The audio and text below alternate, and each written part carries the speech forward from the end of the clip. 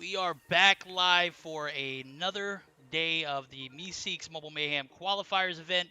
As always, it's your boy Verdict, and joining me today is Gil Mania, the man, the myth, the legend. Gil, how you doing today, my guy? Doing wonderful so far today, Having fun and getting excited and getting geared up for today's matches.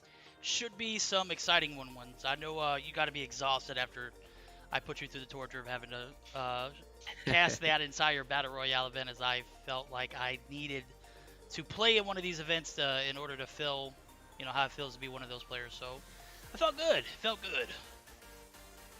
I mean, you did good as well. I was saying it over and over.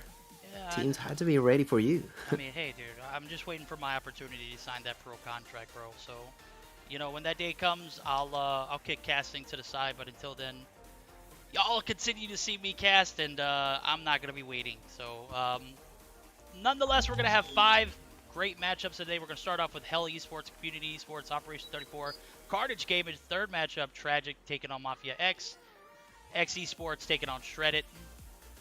LA Gaming and Threat Level Gaming going to be the final matchup of the night as we see series number 1 start up. We have Hell Esports taking on Community, and we've got map rotations as you can see already. We were going to start off on Summit Hardpoint. Summit Hardpoint, that's right. Game number 1 gonna begin already with the banned weapons from Hell. That is gonna be the QQ9, and from Community, that Bison. So QQ9 Bison combo will not be available today for this match. And right off the bat, I'm gonna see a heavy amount of Fennec being played by the side of Hell Esports. I do see that they are now gonna be making the rotation, getting inside of the hardpoint and annihilating everyone from Community, taking them all out, start planting onto the trophy systems, making sure that no grenades are gonna be getting inside of there. And now proceeding to defend and doing it quite nicely. There's still one player inside of it. Is gonna be FaZe, who got out of it, so he can protect that place a little bit better, being a bit more safe. Because as always, it doesn't matter if you are getting the kills or not. What it's gonna be important is for you to maybe stay a little bit longer inside of the OBJ, and that's currently what is being done by Hell. Yeah, Hell doing a hell of a job playing in the OBJ department at the rip. We're going to see Wayne pick up a kill there, and he's going to have another contester off the rip there. Is Borg going to push there? Borg going to get the better of that trade. He's only going to be able to get about 4 seconds on the hill, which I actually see him opting to push towards the second, which is going to be that catwalk area. A lot of people going to be pushing for top controls. I see Adrian pushing up top. He's going to try and take some shots on him. Not going to be able to get anything secured. Shaggy going to go ahead and take him down. So the fragging coming through for the guys over at Community. Hell Esports just had a better hold on P1 off the rip.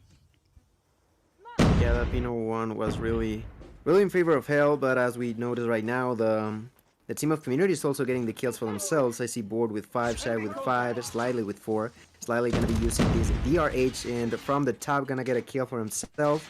Ends up dying, but still a few of their his allies are gonna be around to stay inside of it. And so far, I don't think that Hell has been able to do more than just contest for a few seconds.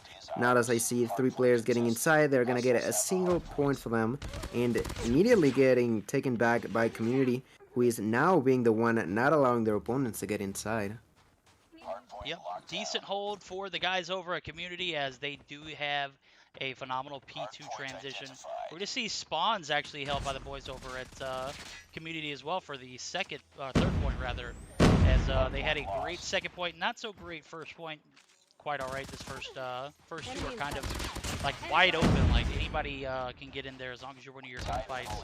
We saw Hell take advantage of the first one. The second one, it almost seemed impenetrable from the guys over at Community. So Community off to a better start here, as we do see a break come through from the guys over at Hell. Shaggy is who I'm on board with. He's going to take some shots on to Faz and Faz actually getting the better of that trade as the gondola top area, or I'm not sure what they call this room. Is this just third point they call it? I'm not 100%. I'm not too sure about that either. I'm gonna see, that Predator missile gonna end up getting 2 kills for Faz, and that's gonna allow the rest of the squad to get the other kills remaining. There was only, I think, one more player, FaZe, now getting yet another kill onto Adrian. Adrian gets taken out, and I'm gonna see the rotations being played immediately by Hell. They leave one player behind so he can get the last few remaining points. I did see that face for a second standing still. I don't know if that could have been lag or not, but overall the rotation from Hell sort of got interrupted by Community, but still we're able to get the spawns at the end, so Hell is going to be with a little bit more advantage as they are approaching P number 4. Or as, oh my god, what were you doing there, Chunkla? Chunkla just pushed right past Hold. I don't know if they saw them. You know, I can't even make a comment on people camping, like, in a corner area, as I just walked right past a dude last night who was literally camping his life out in a corner, and I didn't peek my corners, and I paid the price there. As we do see the boys over at Hell continue to raise a little bit of Hell in P number 4. 20 seconds left on it. As we'll see rotations. We have permission to get in the VCs of both teams, if I'm not mistaken, so I think we'll do that as the second rotations come through. Maybe like the P3 transition and P4. We'll see what these guys got cooking in the comms. And we'll kind of go from there, as we haven't had an opportunity to get in everyone's, but before the season's over with, I'm sure we'll be able to get into them. P number 4 down. We are going to be starting up for the second rotation. It's going to be front side, like computers and whatnot, and P number 1 opening up. We're going to see Jared push in for a contest, but something different from the last rotation. That's going to be the guys over Community with a bit of a hold on P1, as we do see Wayne push in. Wayne gets a better of the trade. That DRH is not mid for hipfire, my guy, as I saw slightly missing a lot of shots with that DRH with the hipfire action. We're going to see Hell with a 30-point advantage going into the rotations here, as 30 seconds are left. And it has been like a back-and-forth game. It looks like Hell has gotten a little bit of an advantage as they have taken a bit of a lead. Will they be able to keep it up, though? That's my question. Yeah, so far they have 30 points in the lead for themselves. And like you mentioned, you gotta be feeling pretty lucky if you think that you're gonna get a kill with a hip fire from the DRH. Unfortunately, that was not the case. The one that is actually getting a bunch of kills with the ADS being played is gonna be FaZe, who just now reached 20 kills for himself. He is gonna be on that top part of the building, trying to rotate towards P number 2. He's gonna encounter this enemy and gets taken down by Adrian with that drop shot. I don't think I see drop shots being done too often recently, but sometimes they can definitely cause you a lot of problems, a lot of issues, because in a way I guess people have gotten not so used to playing against someone who's drop shotting as Adrian has been doing. Yeah, drop shots used to be like the go-to move back when I first started playing Call of Duty Mobile. Now it's a jump shot or the slide peek. The slide peek is like OP, bro. Anytime you go into a corner, you hit that slide peek. I saw Nero do it last night on a Search and Destroy Tunisia map. Oh my god, bro. Did he laser the kid in that corner who was camping the A-bomb site, man? It was definitely one for the ages. And I actually just got confirmation. We don't have permission to go into Hell's comms, so we'll be able to jump in the communities, as we do see P number 3 about to start up. That's actually where we're going to take some action too, as we will be joining community esports. Sin spawn, van por verde, sin spawn, van por verde. Tengo spawn. Dale que se puede, dale que se puede, dale que se puede. Verde uno, tengo uno verde. 3 puntos, muerto uno, muerto 2, queda uno, entrando a la esquina derecha. Son dos. Entrenle, a la derecha. Corre a Mate uno, weón. En el punto. No importa. Les entró por atrás. Muerto uno, quedan 3 puntos. No, queda uno nomás. Está a la derecha, izquierda. Muerto. Dale. Tragues ese punto. Atrás, presiona. No, detrás dos. Muerto uno, no, por el principal, entró por principal, nada más hay unos puntos. No, ya, los que mueran ya vengan del otro, los que mueran ya vengan del otro. Ya, uno en punto. Roten. ¿Por qué salgo? Alright, I'm gonna let you be the judge, because I heard a lot of action going on, but dude, I'm gonna be honest with you, I didn't understand a word of it, but it was definitely very vibrant, I'll say that. Yeah, overall they were just talking comms about where enemies were at, and I did notice that when there was still about 15 seconds, they were starting to think about rotating earlier to the next point, to the point 4, and I found it pretty interesting. I don't necessarily, I think I've said it over and over again the fact that I feel like with the new spawns, it's important for you to contest even until like if it's only 5 seconds remaining, it's not necessarily gonna be the end of the world unless you have an enemy that is already approaching the 200 mark, while you're right now as Community Esports is 120 points. So I find it interesting that they decided to do that call, and I don't think that necessarily is gonna be working, as hell got under control for a little while, and currently they are gonna be able to get inside, but for how long is my next question. And Community Esports in a bit of a pickle right now. Yeah, they've dug themselves a bit of a hole. We saw the, I don't understand the language. I've heard it, I hear it constantly on a daily basis. I don't speak it, but I could hear the tone of voice. There was a bit of panic, I would say, in that P3 transition. There was a lot of gunfights that resulted in them not being able to capitalize on the third hill rotation, and the fourth one just wasn't there as well. So we're going to see them with a 60 point deficit now, as Hell has taken off with the lead. This is where the game is going to get into the crunch time areas. We do see about 40 seconds left is all that Hell Esports will need to get this W. 35 and counting now, as we do see Shaggy pushing up. Shaggy's going to push, taken out, as we do see Kriggs inside, or Chris G's inside of the cage area, that little corner, and we're going to continue to see Hell Esports go uncontested here. This is not a good sign for the guys over at Community, as they are on the brink of losing game number 1. They're not going to get any traction on. I see Chankla pushing in.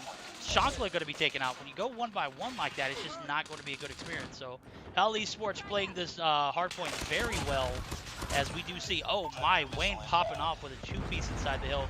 Can't get, I can't let that outshine the fact that my guy Fast has put up almost a 40 bomb here in game number 1. 243 to 136. 7 points only needed to take the W, as game number 1 is about to wrap up. Yeah, they only need 7 more points, like you mentioned. Fast still has a few more seconds to potentially do that, but he's gonna get taken down by Shaggy. Which Shaggy with that QXR is gonna get trying to do some sort of a defense, but Jared is gonna use that Pred missile to get that double piece. While the allies are inside of the hill, they're gonna get the points. 250 have been reached by Hell, and they are gonna bring Hell into their opponents as they get victory in game number 1. Game number 1 in the books, as Hell Esports takes it 250 to 136, if I'm not mistaken. I'm not looking at 142. Okay, so they managed to get 6 more points on the board. Ultimately, not enough to make a difference, as we do see the guys over at Community take a L in game number 1 on the likes of Hell popping off. 35 and 25 for Bold, a minute and 6 on the hill. Jared popped off with a massive 2 minutes and 50 seconds on the hill, going in 30 and 26. But Fast has a minute and 27, still admirable.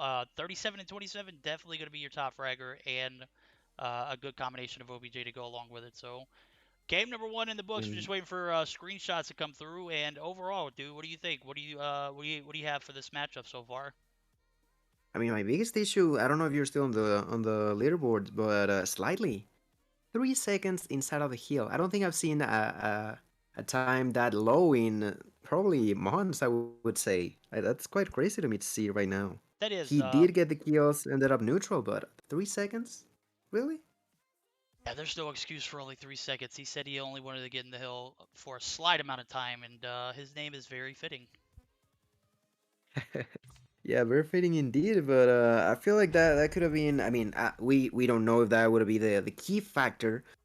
But I don't, I mean, unless you are gonna get like a 50 bomb and you don't get too much time for you to get in the heal, I would understand, but he was pretty much in the average amount of kills that everyone else got, but without that much OVJ points, you know? But, Yeah, that's the knows? time you Who double knows? down, man. The guy like that, 3 seconds on the hill, just unacceptable. They're gonna have a refocusing conversation if I'm Community Esports. I know I heard a lot of comms from everybody, but I'd still be questioning the fact that, he barely goes neutral, doesn't go negative, I'll give him that, but barely goes neutral and only manages to get 3 seconds on the hill. That's just, I mean, at this level in the game, you should be able to put up at least 30 seconds on the hill. I 100% agree with you. And yeah, so as soon as we get the screenshots done and settled, we would be moving for game number 2, which is now going to be Search and Destroy on firing range. with the current bans, I don't think necessarily are gonna move along. Like when you have the QQ9 and the Bison out of the way, we of course see the DRH being played, sometimes QXR, the Fennec. That's most of the weapons that I saw last game.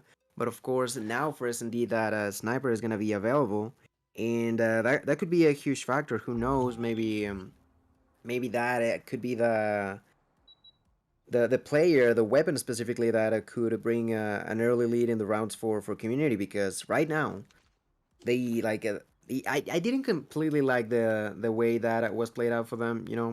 I'm not sure that was the best plan, but this is a new game mode, and what do you expect to see in here, Verdict? I was expecting to see Scorpion come through for Community Esports, as I've seen him. I believe he was a sniper the last few games we've seen them play Search or Destroy. So to see Board with the sniper in hand is, it's interesting. So I'm expecting a decent Search or Destroy for the guys over Community, as we've seen them play pretty decently throughout this Mobile Mayhem style tournament. I just don't think I've seen enough from them to be convinced that we'll see more of the game 3, though. Enemy down. Yeah, maybe could be really contested as I see Board getting a snipe onto Jared. Now Wayne is gonna be the last one remaining.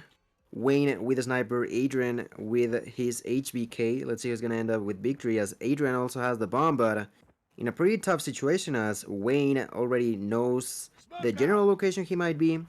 And overall, I feel like Wayne is just waiting for him to go for the bomb and get. Yeah, that's exactly what Wayne is gonna do. He's even gonna wait for like a second, aim properly, get the shot. In round 1, it's all ready for Hell Esports.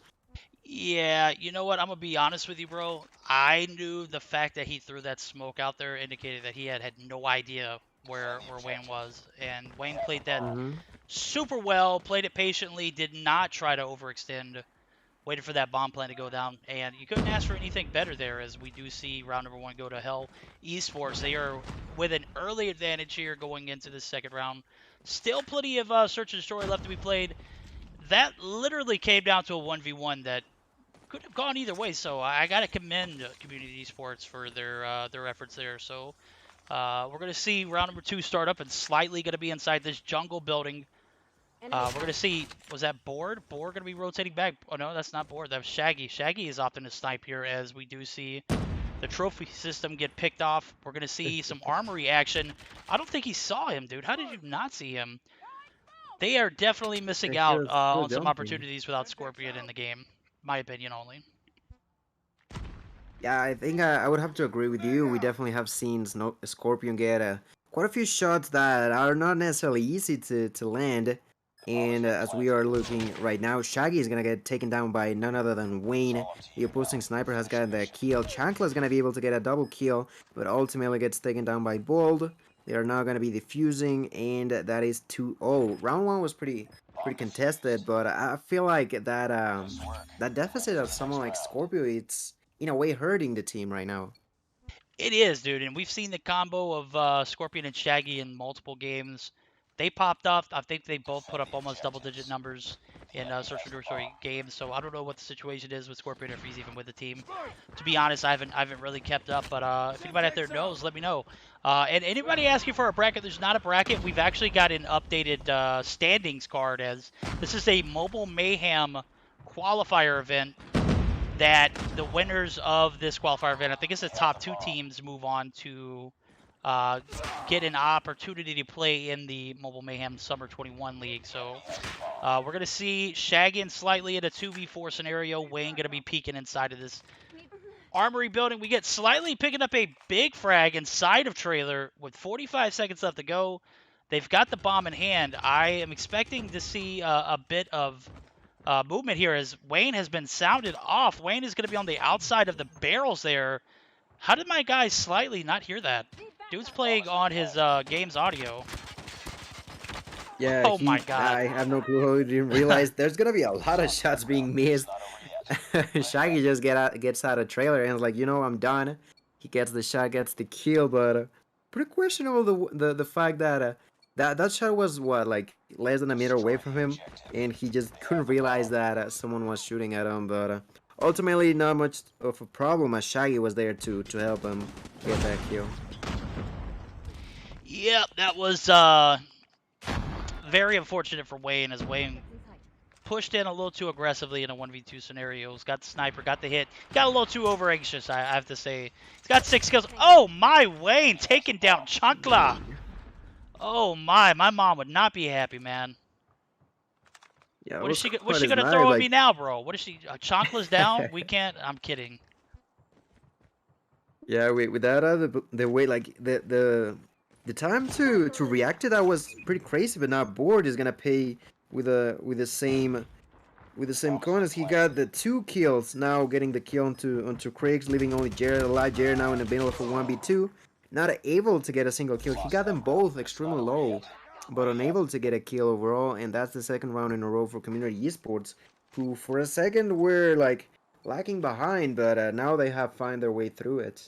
Yeah, that was an instance where aim assist took control, and because you got 2 players pushing in at the same time in an area like that, dude, it's very difficult to take down one. He got both of them super weak. The fact that he got them that weak before they were able to actually, you know, comprehend he was right there, kind of like alarming to me.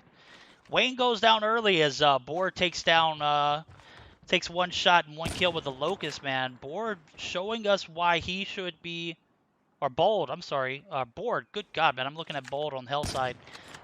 Showing us why he should be the sniper, as I did see Shaggy play 1 round with it. Board gonna be popping off for this round with his. He found 1 opening frag over Wayne, and the smoke comes through. The B bomb plant or B bomb push initially not gonna happen. They're actually going to hold back to Wood. I guess they want to make a rotation back to A. Okay, so the fakie is gonna result in a backward travel, as they're gonna make their way A long and get the bomb down here on A. Chancla gonna go ahead and get it down, and we're gonna see a 45-second extension as Jared's gonna be super weak. Got called lacking out in the B bomb site. He's gonna recover, and we're gonna see 40 seconds left, less than actually 35 now, as Hell Esports trying to have an advantage as the sides flip. They've been on the fence now for the past 4 rounds. This is gonna be the determination if they're going to be in the lead or down by 1 going into that side flip. And yeah, Community Esports was playing pretty risky with the time. Fortunately enough for them, they were able to properly plant that bomb. Adrian gets the kill onto Kriegs. That is going to be now a 4v3, as now Bold has gotten the kill onto Slyly. Jared going to get the kill onto Adrian. Shaggy gets the kill now onto Jared and gets the double onto Bold. Shaggy OP with that double P is gonna clutch that round. Maybe Shaggy, like that sniper call was not the best, but with the DRH he seems to be doing some work onto the enemies. Yep, that is a decent gun choice for him, as we do see sides flipping. 3-2 advantage for the guys over at Community Esports, as they have found a little bit more of a better feeling. And God, Board actually takes down Wayne for the first opening frag 2 rounds in a row now. Hell Esports starting off decently, 2 straight rounds. Now we're going to see 3 straight rounds in favor of Community. Hell Esports going to have to bounce back without a sniper on board, as we do see the smoke come through for Community. Bomb is in the cubby. Oh boy. Oh no, it's not. It's on the opposite side of Tires. So we're going to see cubby occupied. We're going to see Tires occupied. Chris going to go ahead and get the kill onto Adrian. And now Board. Oh boy, where the hell did everybody else go?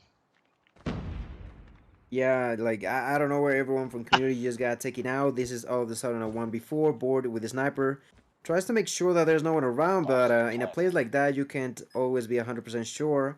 He could even try to contest for a wall bank. He's now going to encounter Jared. I think Jared indeed is going to end up killing Board. They were even thinking about planting the bomb, but when you have such an advantage player-wise, it gets really tough, right? Board was trying to be cautious, was trying to be aggressive. There's no like real strength for you as a player to try to contest that, more than, you know, we hope that the enemies get over aggressive and you can get the kills. Because if that's not the case, they can just pretty much wait for you to pass by and get the kill onto you. We're going to see Faz Tez actually get this bomb down on A quickly. Slightly going to peek out. Slightly going to be slightly taken out. And we're going to see Jared pick up that first frag as Bold goes down as well. So it's a 4v4. Bomb is planted, 42 seconds on the clock. Hell Esports, even though they had a player disadvantage last round, played the attacking side very well. With Wayne still alive, we're actually going to see him pick up his 8th frag as Chris takes down Shaggy. This is a defense from the guys over at Community Esports just crumbling right now. So 1v3 scenario, Wayne spots him, Wayne takes him out for the 9th frag of the game. And we're going to see, again, Hell Esports take the lead, 4-3. Yeah, back into the lead, 4-3 in their favor.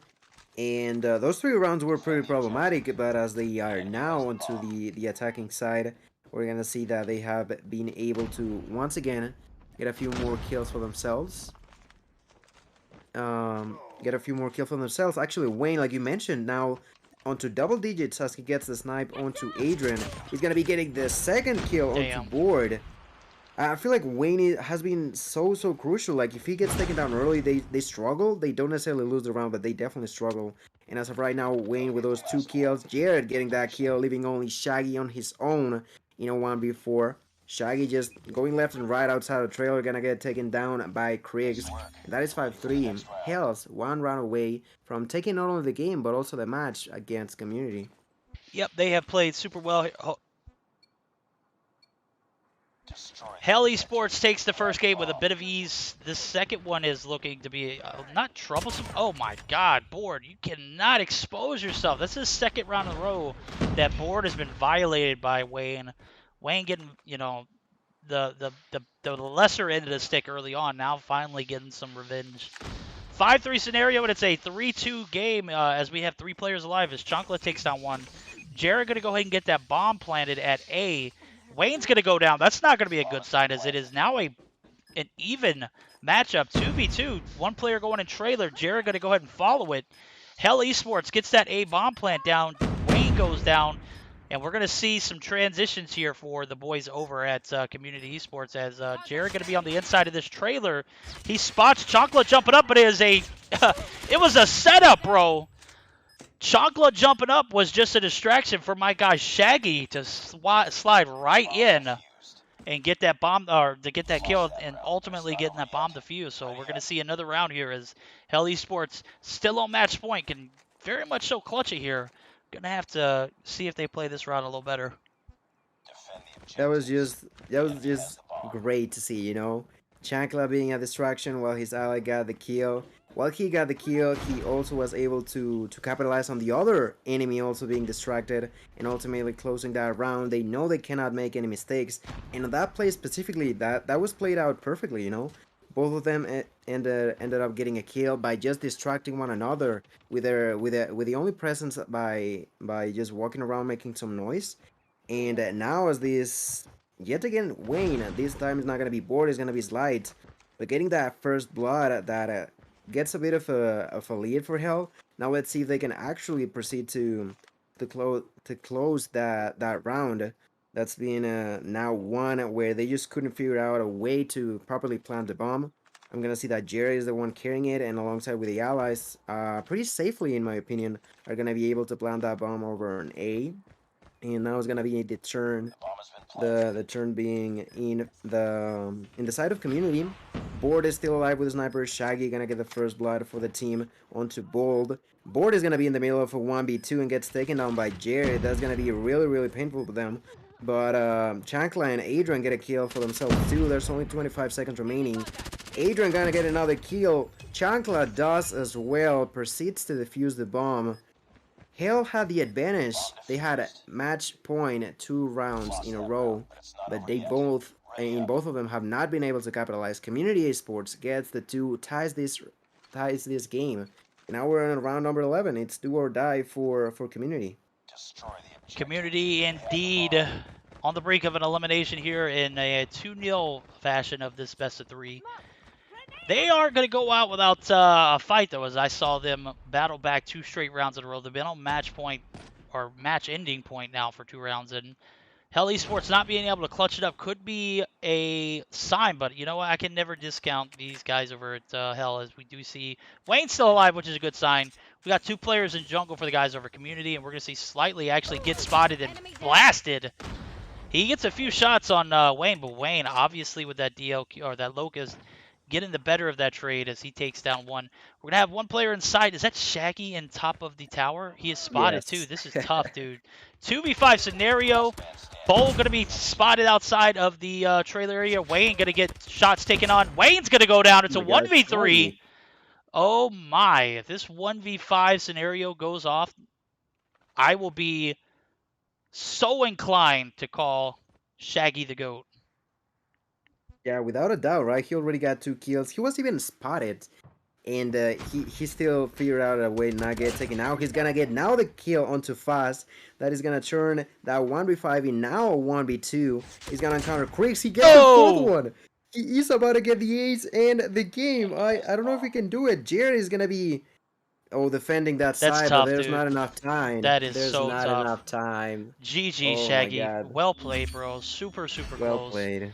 Just did not have a sense of the timer there as we do see it expire. I am so confident that he would have gotten that 1v5, though. I think he would have gotten that last hell player if time would have allowed. I'm just being honest.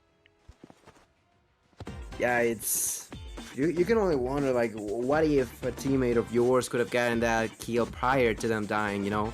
He did it so much, but it was just not enough, you know? Not enough time, only a minute and a half, ending up, and really well played by that last remaining player from Hell, right? He didn't overexpose, he just was being patient. He knew that he either planted the bomb or, like, that was GG, because as long as he was alive, that was gonna be a round on his favor.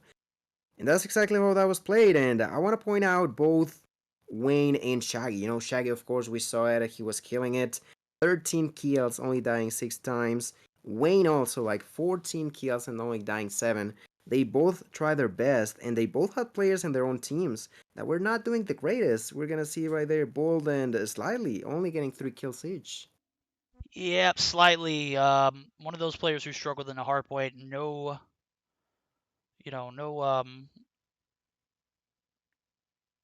situation that they didn't struggle here too, as I do see them pop, not to get the opportunity to get anything on the board. 3 kills is just not going to cut it. 3 seconds on the hill. How do we compare those two? I don't know if we can, but it's something just to notate as we move forward on. 2-0 in favor of Hell Esports. Wayne pops off 14-7.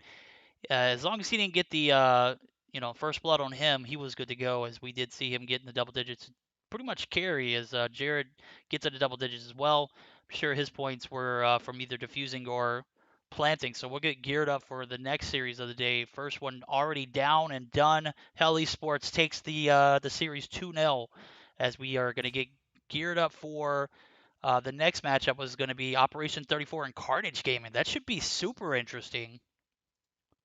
Yeah, that should be really good, and I'm intrigued to see what's gonna happen in there too. Like, if I'm being honest, I don't know, like, how that's gonna turn out, but I wouldn't be surprised if we do see a game 3 being played between these two. You know, yeah, I wouldn't be surprised at all. I wouldn't either, but we're going to be waiting for a few screenshots before we declare those guys over at Hell victorious. But until then, we're going to take a short intermission, guys. We'll be right back while we get this thing figured out.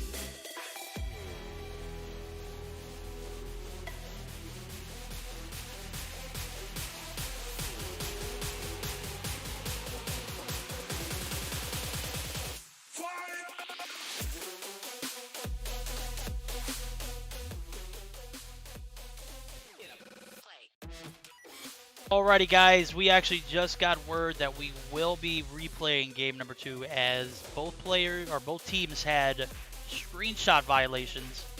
So bear with us as we get these teams back in the lobby. We're going to be gearing up for another Search to Destroy firing range replay as both teams are going to be back in shortly. We do have Shaggy, Chunkla, Star-Lord so far. Hell's got 3 players as well. Make some room for Echo, as I do see his bot account is in the lobby. Look at that bot. Yeah, we're gonna have most people in here already. 7 players in. For community, there's gonna be Adrian as well. Board joining the lobby, and yeah, we're gonna, like Verdict said, redo that game. So there's gonna be now a second chance in a way for community esports to attempt to do better. They were really close. Like, let's be real. Round number 11, it was definitely close. So we could see something different, but at the same time, maybe it was something that they cannot repeat, or if they can figure out a way to repeat themselves or do even better, could allow them to at least not go 2-0 today. Is right. Gonna get an opportunity for some, you know, a little bit better opportunity here as they both found themselves in a position. If only they had gotten their screenshots, they would have actually been able to take, you know, the round without even having to replay it. So we will see another Search and Destroy. This is just a memento out there for you guys. Make sure you get screenshots. As we do see, I don't even know who the hell that was, Star-Lord? Yeah, no clue though. No clue. Any else for me. Alright, we got Wayne, we got Jared, we got Chris, we got Bold in for Hell. We need one more player, and we will go ahead and get started up here with the second game replay, as we do see players shuffling into the lobby. Game number 2 going to be replayed. Predictions: are we going to see Community Esports come through and actually clutch it up here, or are we going to see Hell Esports take it over again and actually get their screenshots come through? I'm also curious if they're gonna bring another chance for Shaggy to go sniping, because after a while we saw last game, I think that the answer for me would be no. You know, I felt like Shaggy was doing really nicely with the DRH. I think the board was the one who picked up the sniper later on, if I'm not mistaken, and he was doing a quite alright job as well. So maybe if they do that right off the bat, it could bring more of a lead in their favor early on. And they could translate that into a victory. And as I say that, Chameleon is going to join the lobby. Everyone's going to get ready, and we are good to go for this game number 2, Search to Destroy firing range. That's right, replay of game number 2 here, as we do see everyone loading in. We should get started up here as soon as that 5th player for Community comes through. Game number 2 replay, guys. Let's see if Community Esports is able to have a better game here. Yeah, hopefully we are gonna see a lot of action again. It's taking quite a while for that 5th player to join, I'm gonna be honest. I don't know who exactly it could be. Slightly bored. Yeah, I wouldn't be able to tell, but yeah, they're definitely taking a while. There you have it, Adrian. He's gonna be getting into the lobby. 10 more seconds to go. We're gonna get ready for round number 1. And the community yet again is gonna be in this attacking side, and hoping to see more of that Shaggy DRH gameplay, because in my opinion that could be huge for them early on. I'm gonna say it again. I do see Bold getting that kill onto Chancla early on. That's gonna be a really early kill in favor of Hell. That is not good news for community. I'm trying to look at Wayne, who just got knocked down by Adrian. That's going to be the main sniper and main fragger from last game, getting taken down early for them too. And Board is going to be all the way in the back, outside of showers, going from one way to another. He is peeking in and out, you know, doing some jump shots. He spots one enemy, but he's not able to quickly enough aim and shot, so he just waits to get a better opportunity, as Jared has gotten a kill himself onto Shaggy. I see a little bit of a rotation through A long for that bomb plant. Board Yeah, and Slightly gonna get that kill onto the enemy, but it's only gonna leave board. And Slightly, who's with the bomb, but currently under fire from two enemies, he gets taken out. And yet again, round one is in favor of Hell Esports. Yeah, I'm not sure what Wayne was doing there at the very beginning, dude. Found himself in the backside of wood. I don't know if he went through jungle. I caught on to him as soon as he, got blasted. But that's just not an area where a sniper should be at, in my opinion, as we see round number one still go in favor of the boys over at Hell. Slightly going to be in jungle room here, as we do see 3 Hell players on the B site directly. One right next to the bomb, one on the tire side of the map as I'm looking. We're going to see Bowl get a slide peek. Yep, he's going to go ahead and sound off as he does hear shots coming from Slightly. But a conservative push here as... Yeah, for a second I thought Bolo was gonna be able to land that kill. He ends up throwing a nade, but gets quickly killed by Board. I saw that angle that that he was aiming for. It was pretty good, but ultimately he did not get the kill. He tried to push, ends up dying, and now causes a lot of trouble into Hell as they are now in a 5v3 situation with the plant on B as well. We see Chankla 200 IQ, bro. You should have been destroyed that trophy system. Shaggy takes down Wayne. It's going to be Chameleon and Jared in a 2v5. Chameleon's going to be spotted. He's going to be outside of the what is that? The container area. Jared going to go ahead and get one in Slightly. So we're going to see the container push come through for Chameleon. Chameleon's going to get lasered. Jared going to follow suit. He's only got 12 seconds and 4 players to defend against. He's going to take down one. Going to take shots on another. Doesn't matter. Shaggy's there to clean it up, and even if he wouldn't have got killed there, that would have been not enough time to get that bomb defused. Yeah, not enough time. He tried to go for the play. Ultimately, was not able to do it. He got knocked out. And I do see that Shaggy is gonna be sniping. You know, that player that I was talking about, and he's just gonna get that kill onto Wayne through the smoke. Chameleon gets a double kill himself too, being 1 HP, gets taken down by Board. A lot of people dying early on. This is now a 3v2 with 1 player advantage in favor of Community Esports. I do see Creeks with a HBK in the middle of the map, tries to peek at Trailer as he gets the kill onto Board. That's gonna even things out. This is now a 2 versus 2. Adrian is actually gonna take a lot of heat from Creeks, and in the meantime, Shaggy Lost that round, but it's not over yet. he gets that snipe onto Kriegs. He like for a second I felt like they were gonna be able to defuse that bomb, but the way that Adrian and Shaggy played at the end, it was pretty smooth. You know, they were able to get the kills and close that round.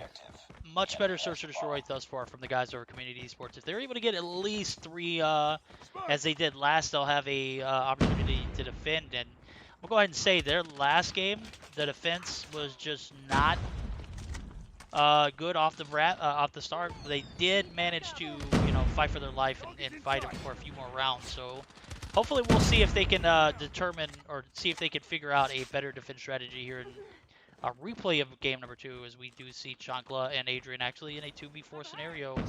Bowl gonna take down Chankla, and it's gonna be a 1v4 now as Adrian's going to be on this little head glitch in the back of firing range. He's going to be spotted by Wayne. Wayne gets the wall bang initially and follows through as we see a tied-up ball game. This is exactly what we saw last game. 2 rounds going into the side flip. I believe Community had the advantage, so we'll see who has the advantage going into this last attacking side for the boys over Community. Yeah, last time a little bit in favor of Hell. But I think something noticeable is the fact that we don't really see that big of an advantage for either of the two, talking purely about search and destroy. And that is exactly what's bringing a lot of hope to a team of Community that has struggled a lot today, I would say. Shaggy now getting his 5th kill with a sniper, now doing a whole lot better. He's proving to me that he can also use a sniper himself. And the one that is struggling for his team is actually going to be Chankler, who, I don't know if you realize, he's still on a donut so far. He's going to be the bomb carrier moving towards A. He barely survives those shots into the body. He's going to be now planting the bomb. They do have 1 player advantage, but with Chankler with still 0 kills, that could be problematic. Board is going to get a kill onto Kriegs. Chameleon gets a kill onto Shaggy. That's going to be a 3v4 in favor of Community Esports, who are struggling a lot as Bold gets a knock Jared gets a knock as well. This is now a 2 versus 2. There's still 26 seconds remaining on the clock. Jared is gonna rush extremely hard onto Trailer, gets taken down by Adrian. Chameleon trying to do something, gonna get the first kill. Thinking about defusing, there's still 17 seconds. He's gonna start defusing. Adrian is gonna make the push. Can he get the kill? He's running out of bullets. Tries to take the pistol kill, but not fast enough as Adrian picks up that kill. And this time around, the advantage is in favor of Community Esports. That was a almost well-played round by Chameleon. Chameleon almost got that 1v2 scenario taken, as we did see. Bomb gets planted, does not get defused. Community Esports going to go into side split yet again with a 3-2 advantage. Exactly how we panned it out last time we played this game around. Shaggy goes down to Wayne. I'm going to go ahead and give it to Wayne. Wayne hasn't been the first kill, the first blood in each round thus far, so we'll see Wayne, see how he plays it out the remainder of this game. As we see the rotations over to the A site is going to result in slightly getting spotted, slightly lasered, as Wayne picks up his fourth. We're going to see Chameleon take out board, and Adrian actually get a refrag there, so it's a 2v2 now as Chunkla takes down Wayne. Oh, Chunkla! Lasering people with the Locust, bro. Did he pick up Shaggy's sniper? Because dude is just popping off right now. He's got the MP7 to go along with it, as we do see Jared in a 1v2. He's going to be wrapping up the A long area. It's going to be much expected, as we do see Chocolate get exposed. Retreats for cover, and not enough bullets in that DR range to make him count, as both players were weak. But again, not going to be able to get the kill there. So close to clutching that round, both of them being less than a third of health remaining, but ultimately close is not enough. That is gonna bring the advantage 4-2 in favor of Community Esports, who are in a bit of a streak. They're trying to clutch this game as quickly as they possibly could be able to do it. Ball is gonna be in that cubicle now, being pushed, not necessarily being pushed, but trying to be aggressive and not working out properly, as he's gonna get a kill actually at the end. That's going to be a 3v4 still in favor of Community Esports, who I think that most of these rounds have started with a bit of an advantage as player-wise. They do get even out sometimes by Hell, but the way that they're playing early on has been definitely one of the factors that has allowed them to be in the lead right now. Indeed, the 3v2 scenario. Bomb is in the hands of Chris, who is on the back skirts of firing range. He's going to have multiple Community Esports players in the area. Slightly going to be one of those. And now he's going to be in a 1v3, as we did see Adrian take down Jared. We're going to have a game match point next round. This is a Community Esports taking advantage of a second opportunity. Am I right?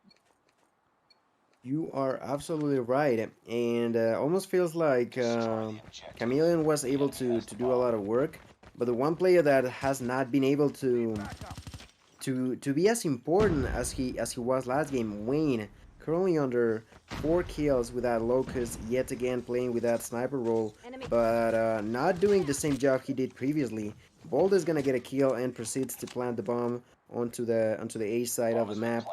While he is protected by the allies, they did get a kill onto Slightly, so that could bring a bit of an advantage for the first time actually in favor of Hell this game, I believe, in a way.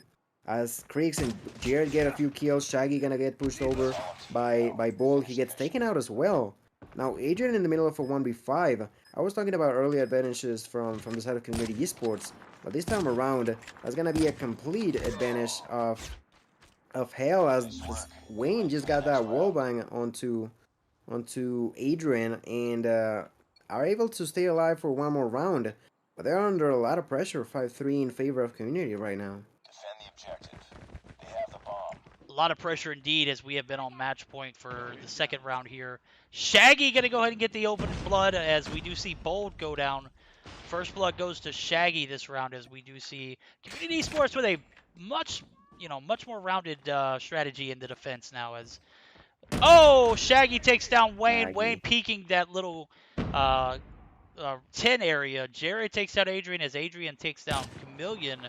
So an overextension from Chameleon or Adrian, it, leads to him being taken out. But Chris and Jared are going to be the last 2 players alive. They're going to have to commit to a strategy and stick with it here, as We do see Slightly get lasered on the back of a nade hit that allowed for Jared to push up. He's going to fall back now as he's done his deed and wants to collectively push with his teammate. Borg going to be able to get the frag there as Board spots one. Borg gets taken out as he was out in the wide open. And what was a 3v2 scenario is now a 1v2 as Chris and the Bomb are going to be making their way through jungle all the way back to the B site, and I don't believe that the guys over at Community Esports are aware of it. Shaggy does. Shaggy knows where he's at, as the bomb is going to be planted. We are going to see Shaggy miss the opportunity to get him initially, but with Chancla still alive, they're going to be pushing together and get a pinch. Chancla gets the frag. That's going to do it. We're going to wait for screenshots, but as of right now, we do have the guys over at Community Esports taking game 2 after a DQ from both teams missing screenshots. Yeah, that's how it works. Both of them missed the screenshots we had to redo. And this time around, Community Esports definitely doing a whole lot better. And Hell specifically running into quite a few issues in different rounds. Like I mentioned, not being able to get kills early on, and a few of them actually dying was just too difficult to handle. Community esports was able to capitalize on those mistakes, and with the advantage when they were attacking, they got lead. While they were defending, they were able to properly cause issues to their opponents while they were trying to plan themselves. And 6-3 lead is a really significant difference between one another. So really well done in the second attempt for Community Esports. But like Verdict mentioned, we gotta wait for the screenshots to come through.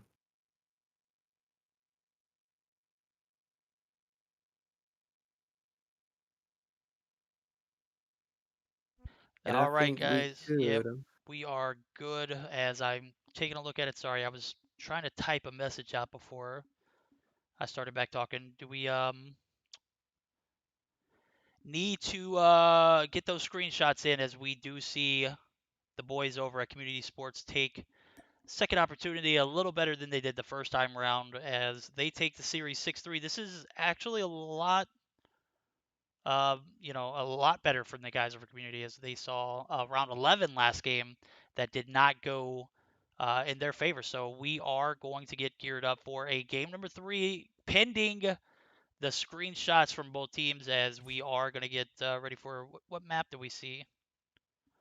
Raid domination. So we didn't even talk about the rotations earlier, but I know we talked about the QQ9 and the PP19 being banned. So interesting, as game number 2 replay goes in favor of Community Esports this time. Yeah, that's why it's so important for you to make sure that you're doing stuff properly, right? They were just not able to do that, and ultimately worked out at the end in a way for Community, who, like you mentioned, they could have gotten even easier if they properly sent the SS to begin with. But it is what it is now. We should be moving, like you mentioned, onto raid domination. But Where are these guys specifically, at? Where are these guys at? They're not even in the lobby. yeah, I just noticed that as well. I think Hello wants to say What? something. Okay. We're going to take a short intermission as we will consult with Hello. I'll be right back, guys.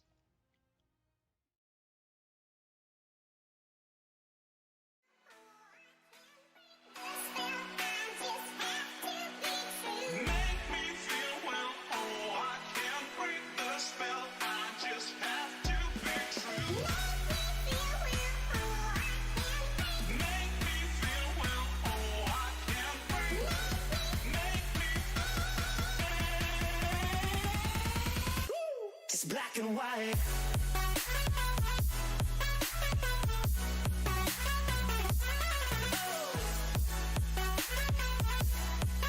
Yeah. Black and white. Oh. Oh. Oh. Oh. Just black and white.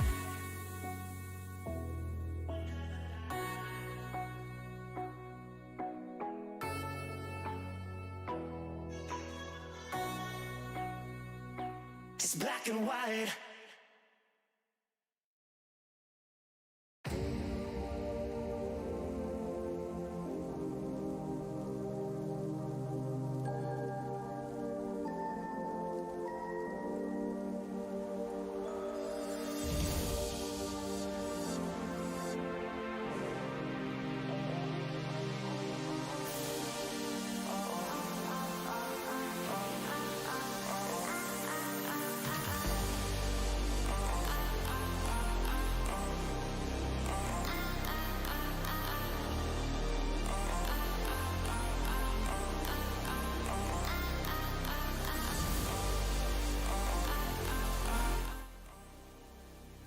We are back. Game number 3 about to start up as we had a miscommunication with the teams.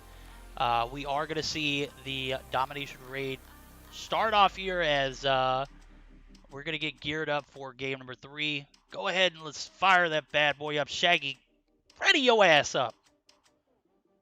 There we go. There we go. Domination Raid. Game number 3. Both teams, like we previously mentioned, are going to be tied up 1-1.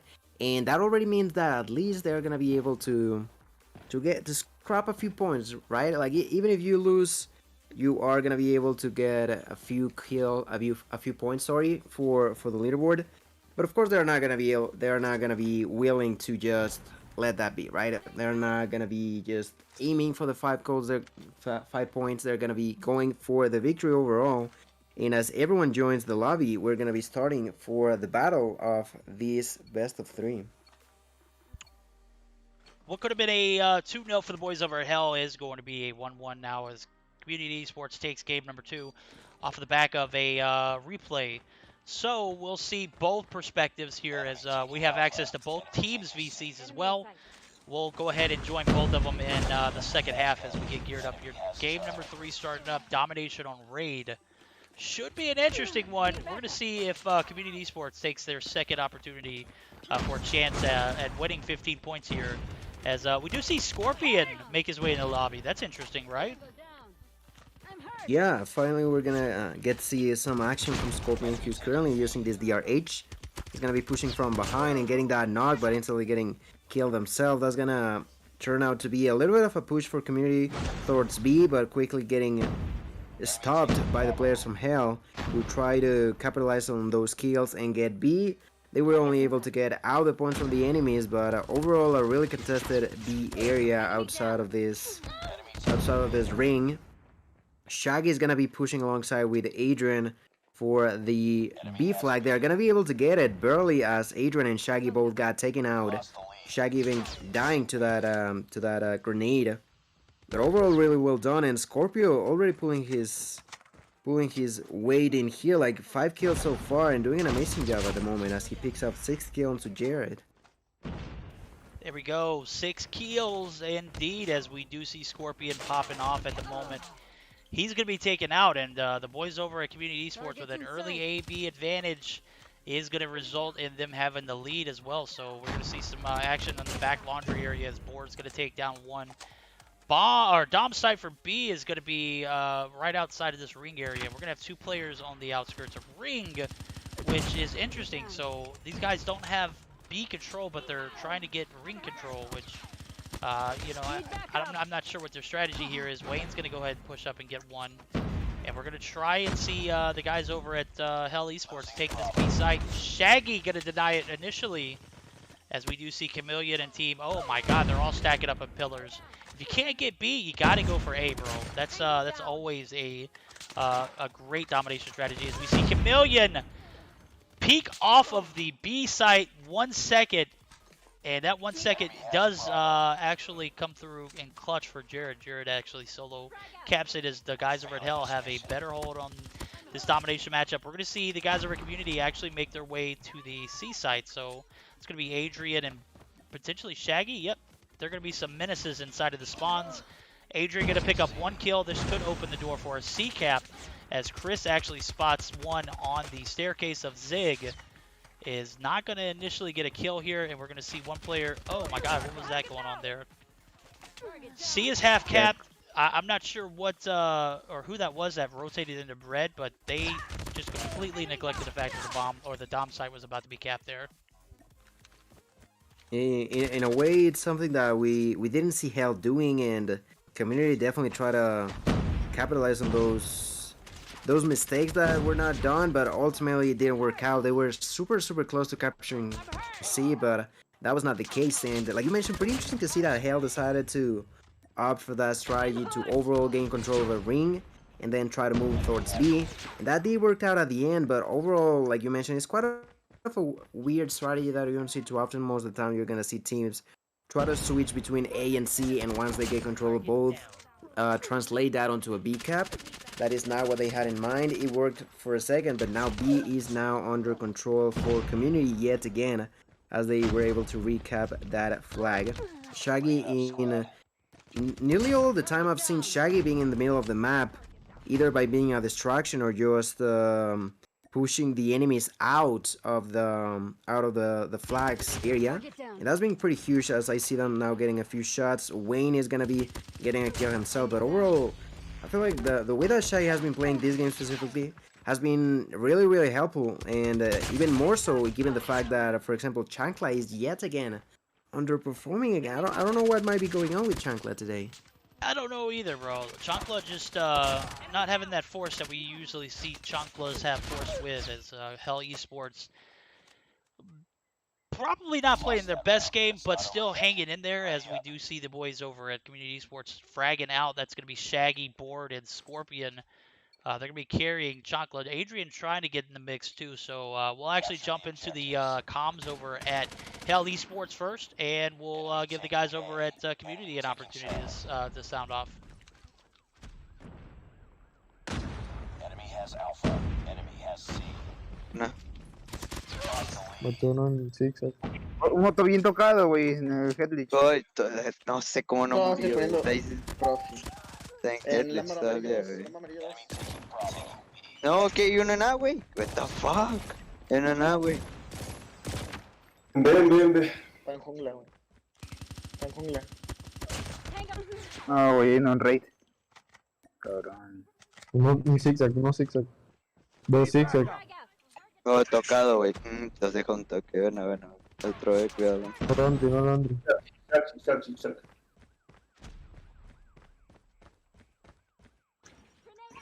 Pon el headlich de la van, donde está la bomba de buscar y destruir, güey. Hay dos zigzag, güey. Rojo, güey, rojo.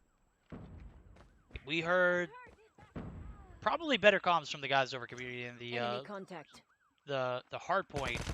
Granted, this isn't the hard point. That wasn't Community. That was Hell Esports. Hell Esports a little chill with it. What did you hear, Gil? Yeah, it was just the way that you were saying. They're of course trying to go for the game, and although they're losing, they seem pretty chill about it. You know, pretty calm. It was not a specific strategy that they were planning out while talking in that specific moment. But as we see it right now, they did decide to go towards C. That's something that they did not go for to begin with, but it seems like they decided to do something like that, and it's not necessarily work out, as for a second, oh wait, they were able to defend C. So if they defend that for a little bit longer and ultimately translate that onto a B cap, that could be huge, as they are already losing by close to 20 points, and the time is running short. And triple cap by them. There you got it. Oh yeah, for a little bit. A does get recapped by Community. We're going to give them a chance to sound in as Community Esports on the brink of taking the series 2-1, but they've lost control of this domination match, so we're going to go ahead and jump into their VCs and see how they recompose themselves. Muerto. Otro rayo, Rojo arriba, rojo arriba. Bam. No, güey, en la van escopen a tu derecha. No se desesperen, jugamos un poquito más atrás. Yo rojo. Ey, si no pueden nada, váyanse. Si no pueden nada, váyanse. Toca uno pilares. Uno viene para A. Muerto el que venía para A. Si no pueden nada, váyanse. Si no pueden ver, váyanse. Hay uno en el lambo rojo, güey. Yo voy con ustedes, Tic-tac. Lambo rojo. Agarra. Ahí no Londres. Cabrón por la espalda, güey. Buena. Ya, uno. No sé nada solo, güey. Vamos, ve. Sí, vamos, ve. No, cocina. No, está bien. Presiona. Te humo yo, te humo Londres. Vamos. Bien. Cura. Escorpión, voy a pushar. Quédate atrás tú, boles. No, I gotta give it to the guys. I gotta give it to the guys over at Community Esports, bro. They know how to wear those comms out, and their performance is definitely showing, as we do see a B and C cap come through for them. B is actually on the brink of being retaken by Hell. Wayne is going to be alive to come through. We're going to have 3 players retake it, but those comms were on point, bro. Yeah, they were really, really nice. And specifically want to point out the way that I don't know who was talking, but he was definitely being the one that was calming the rest of the allies. He was like, all right, let's reform ourselves the way that we're moving. Let's play a little bit back. And once he noticed that everyone was back on track, he was like, okay, we cannot go for B. We're gonna go for, I think it was C at the time. They were able to go for C, and then they were able to retake B. So that mindset is really important to me to see. And the time is running short, and I think that play that they were planning out might have worked out, and that is exactly what's gonna give them the victory here. That is right, boys and girls. On the back of a screenshot DQ for game number 2, both teams had to replay it. Community Esports comes back on top in that game. They're actually on top here. They are going to go ahead and take this series 2-1, pinning screenshots again. But guys, let's go. Community Esports battles back. Let's go. They take game number 3. They win the series 2-1. They're going to be awarded 15 points, pinning screenshots, of course, as we are going to get geared up for the next series. We'll take a look at the scorecard here before we do. I'm taking a look, and I'm looking at 3 players in particularly. That's Shaggy, Board, and Scorpion. Scorpion, as I mentioned, was not in the series the first 2 games. I pointed that out. That was like one of those things that you're used to seeing one player play. It's for a reason. You see it. 26 and 17, 4 caps. 29 and 20 for Board, 5 caps. Shaggy, MVP for reason, 30 and 18, and a total of 6 caps. As Community Esports takes the W on the back of a screenshot DQ. Yeah, that is like pretty unfortunate in the side of Hell, but in a way it's sort of lucky. Like they were just able to capitalize at the end of the day, right? Rules are they to be followed, and we had to redo the game. That was exactly what Community Esports needed. And yeah, like you mentioned, 15 points in their pocket are gonna be added into the points for the team. And really greatly done, like you mentioned, with Scorpio tuning in for the first time of the day for this team and doing an amazing job, going really, really positive with 4 captures himself.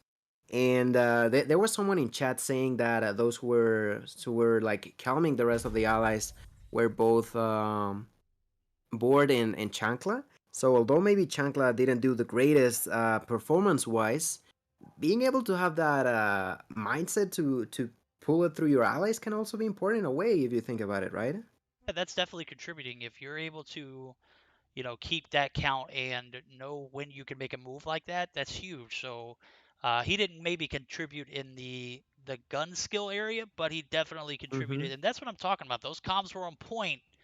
That was, in my opinion, the difference maker for the guys over at Community Sports, as they got a second chance to fight out in this series. They take this series 2-1, and we're going to get geared up for Carnage Gaming and Operation 34. Dude, this is going to be the game of the stream. This is going to be the stream. This is going to be the game of the stream. This is going to be the series of the stream, in my opinion. I feel like this is going to be the 2 most stout opponents, as we saw Shredded get shredded against Operation 34 on Tuesday, or Monday, rather. It's Wednesday now. Jesus. We're already at hump day. It's hump day! That's right. We're going to get geared up for this next series, as we're going to go ahead and get these guys in the lobby. We're going to take a short intermission, guys. Don't go anywhere. We'll be right back.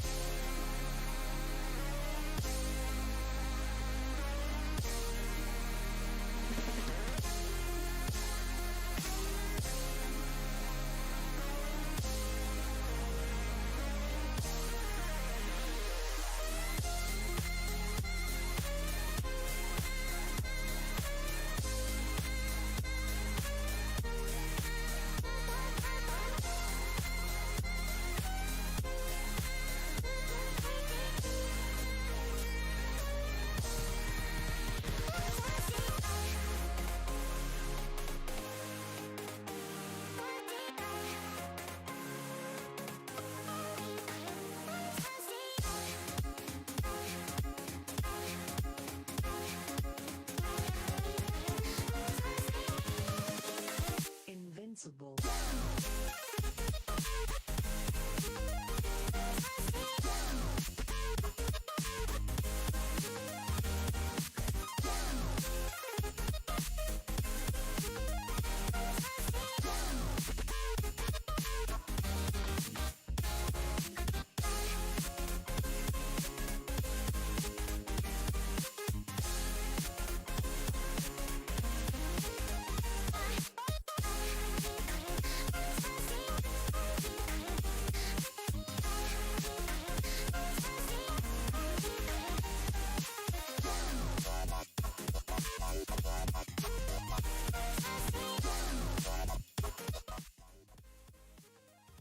All right, we are back live with Carnage Gaming taking on Operation 34. Operation 34, obviously one of the more OP teams here, as you know, you could even say their name is OP34 because they are so overpowered, bro. These guys are just one of those ones who really stand out in the bunch. They made their debut for me this past Sunday on the Meseeks Sunday Showdown, bro, and they made it all the way to the finals. They bodied Shredded Monday. They're going to be taking on a very, very tough opponent in Carnage today, so interested to see how this one pans out, as we do see a majority of the players in for the guys over at Carnage. We have all 5 players ready for the boys over at Operation 34. And what games are we going to see here, Gil? Yeah, for this best of 3, it would be hardpoint standoff, moving on to search and destroy raid. If necessary, we do have a domination on summits. The banned maps from Op34 is Hardpoint Hackney Yard, and from Carnage, Hardpoint on summits. The banned weapons are going to be the Bison from Carnage and DRH from Operation 34. That's right, the DRH is not going to be available, though. That means what, Verdict? That means we are going to see a ton of MP5s. QQ9 is going to be the gun of choice, as hardpoint standoff is where we're going to find the action at. First, Villa coming through with the raid. I see you, Villa. 11 Raiders, bro. I appreciate it, my guy. Good luck to you guys. Y'all got some tough opponents in Operation 34, bro. Hopefully, y'all have practice enough to get it going. As we do see the spam. That's right, guys. We're behind schedule already, as we are going to get ready for game number 1.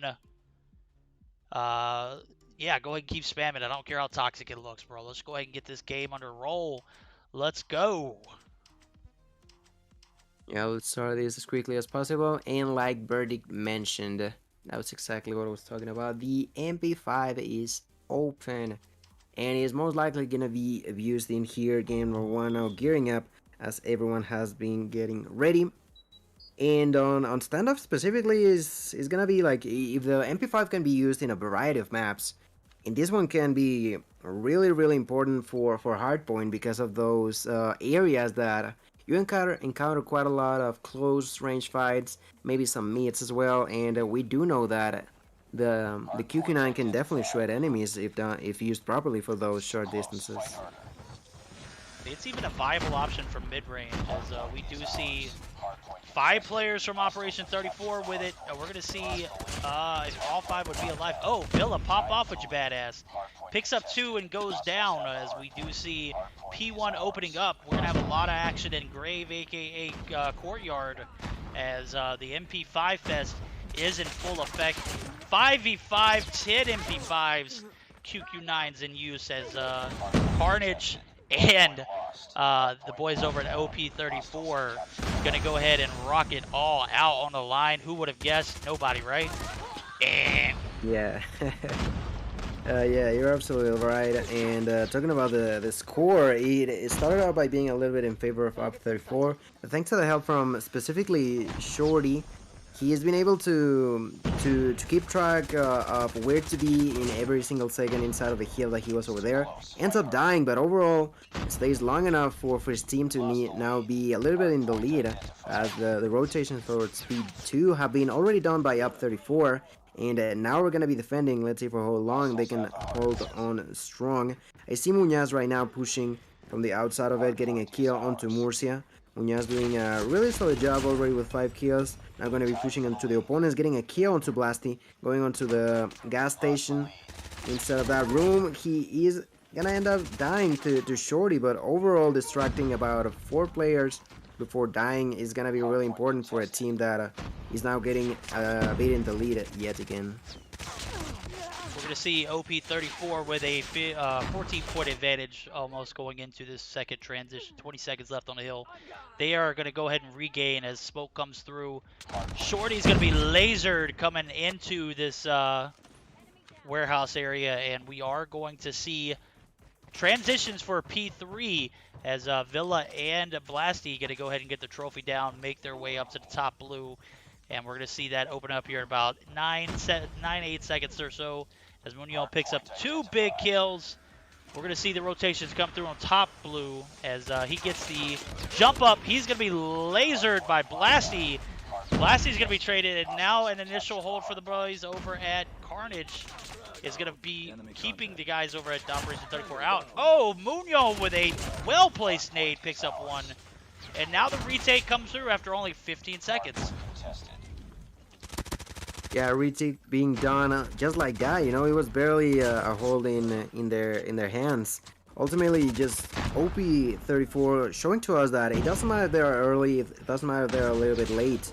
They're just able to capitalize on where the enemies are at. They position themselves in a better spot. They get the kills, and they are getting a hefty lead of over 50 points right now. They're now gonna get pushed over by a lot of players at once, but overall, Muñoz was the only one alive at the end. Was able to survive, get the kills, stay inside, and now being pushed by Villa. Villa doesn't even want to fight, you know. Villa just trying to prevent the enemies from getting points, and it's understandable, you know. It's a decent strategy. He ends up pushing in there and gets taken down by Muñoz. Muñoz realized that he was gonna be going that side. Gets taken down, but that lead continues to expand for a little bit until... Alright, second time where we do see that this team of players decides to rotate early. But OP34 yet again, they make the push and they're out of it. Twice in a row now, verdict. Twice in a row indeed, as we do see OP34 with the 200 IQ plays. A lot of gun skill to go with it, as this team just seems like they know what they're doing. How did I not know about these guys prior to Sunday? These guys are an absolute force to reckon with, as they do have now an 80-point advantage going into 15 seconds left into this P4 transition. We're going to see the break come through from Villa and Dam. Both of them are going to be topside pushing down staircase. It's going to be a day late and $1 short, but those 7 seconds, in my opinion, are ones that you could have, you know, allowed your opponent to get easily. Instead, you are going to get yourself in position to contest. And we are going to see my guy, Villa, bro. What are those score streaks, dude? I have no, like, he literally cannot use score streaks at all, right? None of them are allowed in here. Not a single one, bro. That's pretty interesting to see. Like, he seems to be getting points, right? He got those 2, and he got those 2 that could potentially mean that could have gotten a bread missile. Of course, we cannot 100% be sure. But what we do know is that he's not gonna be able to use any of those to the team's sadness now, as they are losing by over 100. Op 34 has been doing it over and over again. They don't necessarily get control 100% of the kill, 100% of the time of each point, but they definitely increase their advantage slowly but surely every time.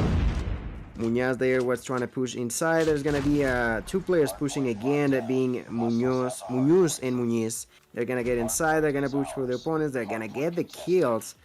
And although there was only a few seconds remaining, that's what I like to see, you know, each and every single second being contested by both of the teams, meaning that they know that each and every single one of them are just as important as the others. For P number 2, yet again, OP34 rotating early. I think that's the only point specifically where I see Operation 34 rotating early. But even if they're late, you know, we've seen them just take out a Carnage Gaming just like that. Yeah, dude, these guys have massive abilities when it comes to retaking. I don't think they have to necessarily worry about their rotations as much as they just have to make sure that they're coordinating like they've been doing. So rotating early is not necessarily a strat that they need to adapt to, but it definitely helps out. We are going to see them with a 130-point advantage. Wow. As I do see Echo come through in chat, he says we don't have VC permissions. You see it? We'll see if we can get it for S&D. Bro, we don't even join VCs for search and destroy, my guy. Come on now. Let's go. Get your act together, bro. Game number 1 about to go in the books as an OP34 victory. They have a 135-point advantage going into this transition to the top blue. Doesn't matter if they get there first or if they're there last. They're going to find a way into it, as we've seen the break come through multiple times and multiple points.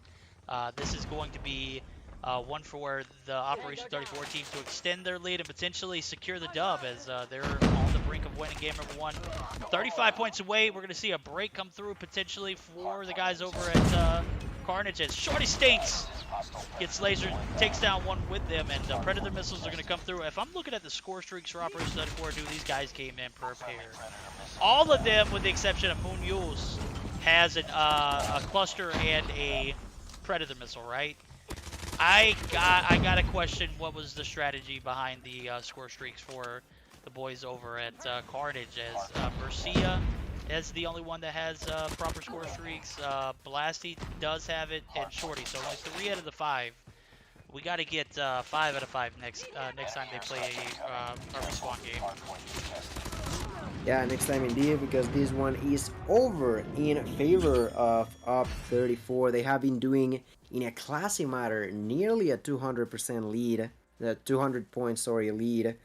But overall, like, you gotta wonder, like, what went wrong for Carnage, right? On the first kill, maybe on the second one they were contesting, but after that it was just pure dominance out of the hands from these fellas over at Operation 34. They were able to concede this victory quite quickly, and like you mentioned, those score streaks. I can only think that I don't know, they were playing, they were warming up on rank, and they just got in here and started playing, because if that's not the answer, I just don't know why not having them in there, you know? Yeah, I still feel like even in warming up, yeah. you should have like the right, the right loadouts, the right score streaks. I understand ranked is a little different than playing in a structured environment like these Bubble Mayhem qualifiers. But let's just be real, bro. If you can't get your act together prior to the game, go ahead and just set it up even before the warm-up, right? So game number 1 goes in favor, and it's not like any of these guys would have had a chance to get the Pred and cluster, as I see a lot of them going negative. They held their own in certain occasions, but Operation 34 was just too OP, bro. Too OP. Too OP indeed. And I'm looking at the scoreboards. I do notice that on Op 34, all of them, absolutely all of them, with over a minute in the heel. The one with the most, 1 minute 46. The one with the least, 1 minute and 15. I was gonna show you how structured they were playing. They were all trying to push together, like work out as a team. And we've seen teams who decide to just have a few players inside while the others do a bit of a defense from the outside. They were not down for that idea. They just wanted to be all together as a team inside of it as much as possible, and it worked out for them, right? It is. We do see game number 1 go in the books. Operation 34 are already readied up. They've already submitted their screenshots, waiting for Carnage Gaming. As I'm reading some in the chat, guys, CGD's focus. I agree, bro. They got potential. They have the opportunity to take this second game, search or destroy on raid. Operation 34 is a very well balanced team, but if you were to take one of these games away from them, it would definitely be a little more possible on search or destroy, in my opinion. That's just all I'm gonna say on that one.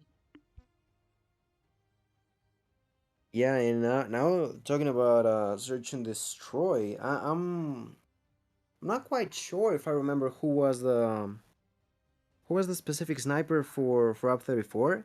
I mean, it's kind of hard to know because of the similarities between names.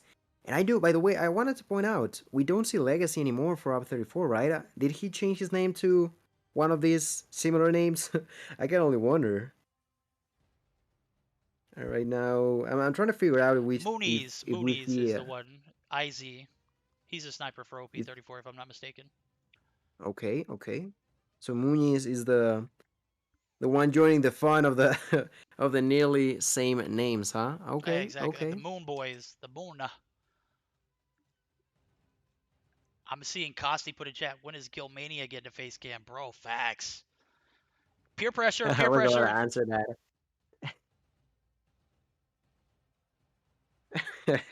Maybe one day. Who knows? We'll see. We'll see. Already working on that in a way. I can assure you that. Gonna be geared up for game number 2. Gonna be search and destroy on raid. Carnage Gaming gonna be on the brink of losing 2 in a row if they can't find a W here. But I mean, this Operation 34 team is no pushover, so I'm expecting them to bring their A game here. As I say that this is their weaker game mode, but I've only seen a few games. I gotta say the guy Mooney's sniping definitely OP. Yeah, it's one of those that definitely causes a lot of issues because of how well he can go for the angles. You know that with a sniper in hand, you can go for unusual angles where you can maybe not even see the enemy, but just think that he might be there through a wall. You can get like we've seen crazy shots being done through walls. I don't know if you were able to see. I'm sure you did see that video from the Chinese championship where that fella in I feel like he was fighting range ended up getting a double kill through a wall. So I did see yeah, that. that's the And then importance of knowing that, you the know. nade toss, that nade placement, Oh and yeah, then the the revert. nade. Oh my god, Yeah. how toxic! Imagine getting crapped on by a kid who ball banged 2 players and then throws the backwards nade. The level of disrespect as we do see a 4v5 ensue. Carnage Gaming gonna have to be forced to play in this 4v5 as we had the reconnection screenshots did not come through from Mercia, so Mercia won't be able to. Well, not Mercia, but I'm not sure who was the 5th player for Carnage. Was that Shorty? No, Shorty's still here. Villa, Dam. Shorty, damn, Billy, Murcia. I'm trying to look at the stream, but even in there, it seems to be over. I'm not quite sure. As soon as we have a confirmation, Blasty, we'll let Blasties. you all know. Oh yeah, Blasty. I just see the name as well. Blasty is not gonna be in here, but this is search to destroy, so in a sense is more doable, but of course having that one less player always can be problematic. As of this round, first round is going, we've seen one player being traded on each side, being Muniz and Dam. The defense seems pretty strong in the hands of Up 34, who decided to go towards A and being just getting that snipe. Muñaz getting the kill onto Murcia. It's actually going to be Muñaz using that sniper rifle. He's defending that pool as Shorty with a really good slide shot gets the kill. Shorty now in the middle of a 1v3 tries to back out as quickly as possible. Shorty now trying to figure out what to do, but there's only 15 seconds, so I think at this point it might already be GG for him, isn't it? Yep, we are going to see Shorty go down there as 3v1 was not favorable to him. That is going to do it as Carnage Gaming down 1-0 so far. They're down 1-0 in the series too, so they need this win in order to move to a game number 3. Not looking too good right now, but this is the attacking side, so I'll give them the benefit of the doubt as we do see another pull side push. Mercia gonna take down one, as I did say Muniz was the one who was with the sniper for the guys over at Opera 34. I look like I was wrong, so Shorty Stink picking up one. Villa gonna be taken down. Villa gonna be revenged as Shorty Stink picks up Munoz. That's gonna be second kill for them this round. It is a 2v2 game here as Dam and Shorty gonna be linking up. We're gonna see the 2v2 ensue. Bomb is in the hands of Dam. We're gonna see Muniz, I think that is. Nope, that's Munion. Munion gonna be spotted as Muniz actually takes down one and Dam, so it's a 1v2. Shorty gonna get the better of that trade against Munion. And he's going to be anticipating Muniz coming through the top side of stairs. But with the bomb down in mid in no man's land, bro. Damn, what were you doing up there, bro? Yeah, I don't know who has gotten this round, but he has gotten at least 3. Now potentially working towards the 4th one, but there's only 20 seconds remaining. He does not have control over the bomb, and Muniz now has heard that. So he's going to be extremely cautious trying to defend the bomb, but he hasn't realized that Shorty was behind him. Shorty with at least 4 kills, maybe even an ace, I'm not quite sure. But amazing performance by Shorty, bringing 1 round in favor of Carnage Gaming. No, Mercia got the opening frag that round. That was a 4-piece from Shorty Steak as they had 1 coming into the round. They got 5 now, so attacking side look a lot better, but I'm still not seeing the strategies that I expected to see from an OP team like Carnage. So Carnage, of course, in a 4v5 scenario, not necessarily going to be favorable as Mercia goes down. Mercia's sniper is going to be picked up by Shorty. The flank is going to come through as 2 players are going to be coming from the garage side of the map. Shorty's going to be super weak. Villa, or Dam rather, is going to be there to provide a little bit of support, but with both of them watching the same angle, I'm starting to question and shake my head here. Yeah, it feels pretty off the way that they're trying to defend themselves, because if someone is already looking there, having 2 like in a way just looking at the same time cannot be the best. Bila is gonna get stuck between 4 people at once, gets obliterated out of existence, and that is gonna be the 2nd round in favor of Up 34, who quite the variable. I might as well say that they lost that 2nd round so heavily, you know. But it came down to a really good performance in that scenario for Carnage Gaming. It's gonna come down if they can repeat that throughout this game. It's gonna be tough. It's doable, but it's definitely not the scenario you want to start off. And as I say that, Shorty gonna get a double piece with that sniper, so he doesn't only even things out, but now they do have 1 player advantage for Carnage now.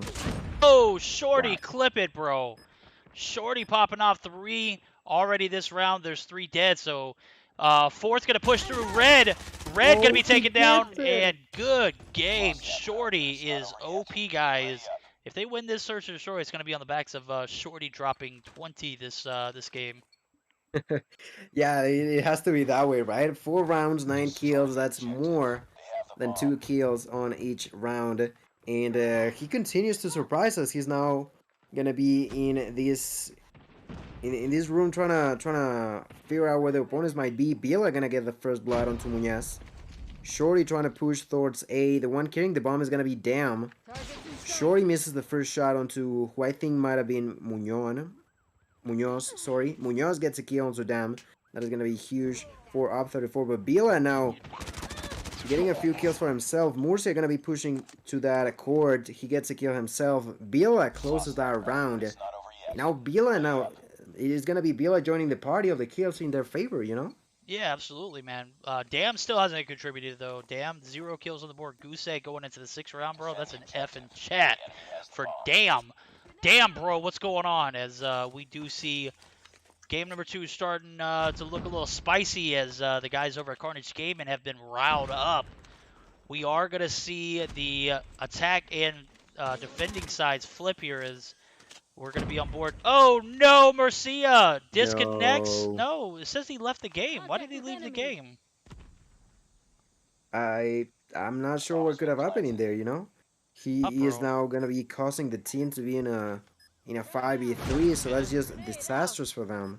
And if you And with a count player like Dam's Dam, efforts, if you look at Dam's efforts, it's really a 2v5 though, right? true, yeah. Yeah, I was about to say just that. The fact that Dam has just not been able to get any kills at all.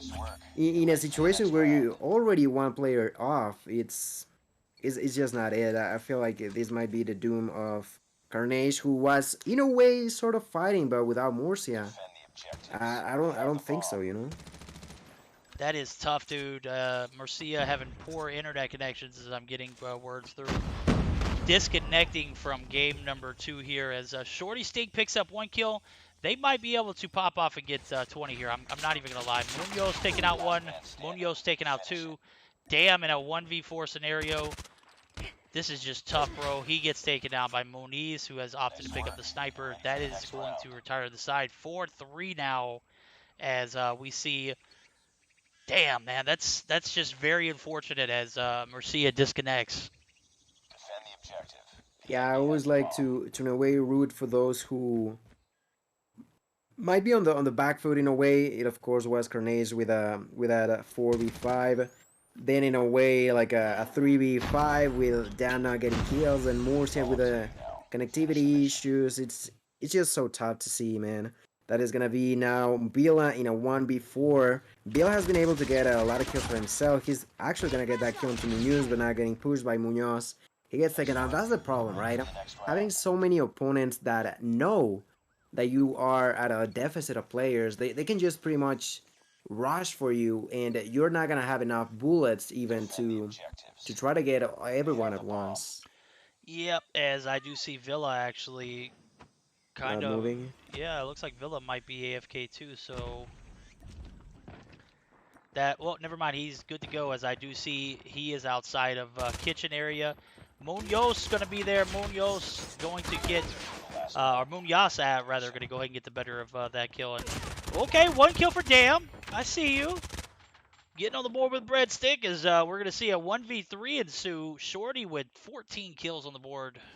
Your efforts aren't going to go unnoticed. GG's though, as 5-3 here. Game point. Dam's going to have to take out 3 players.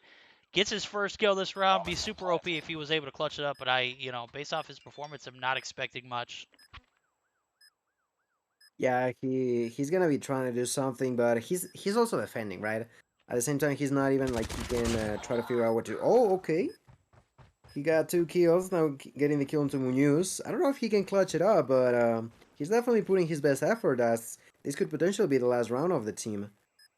Yeah, prove me wrong, damn. If you've got it in you, bro, take out these 2 and get the bomb defused.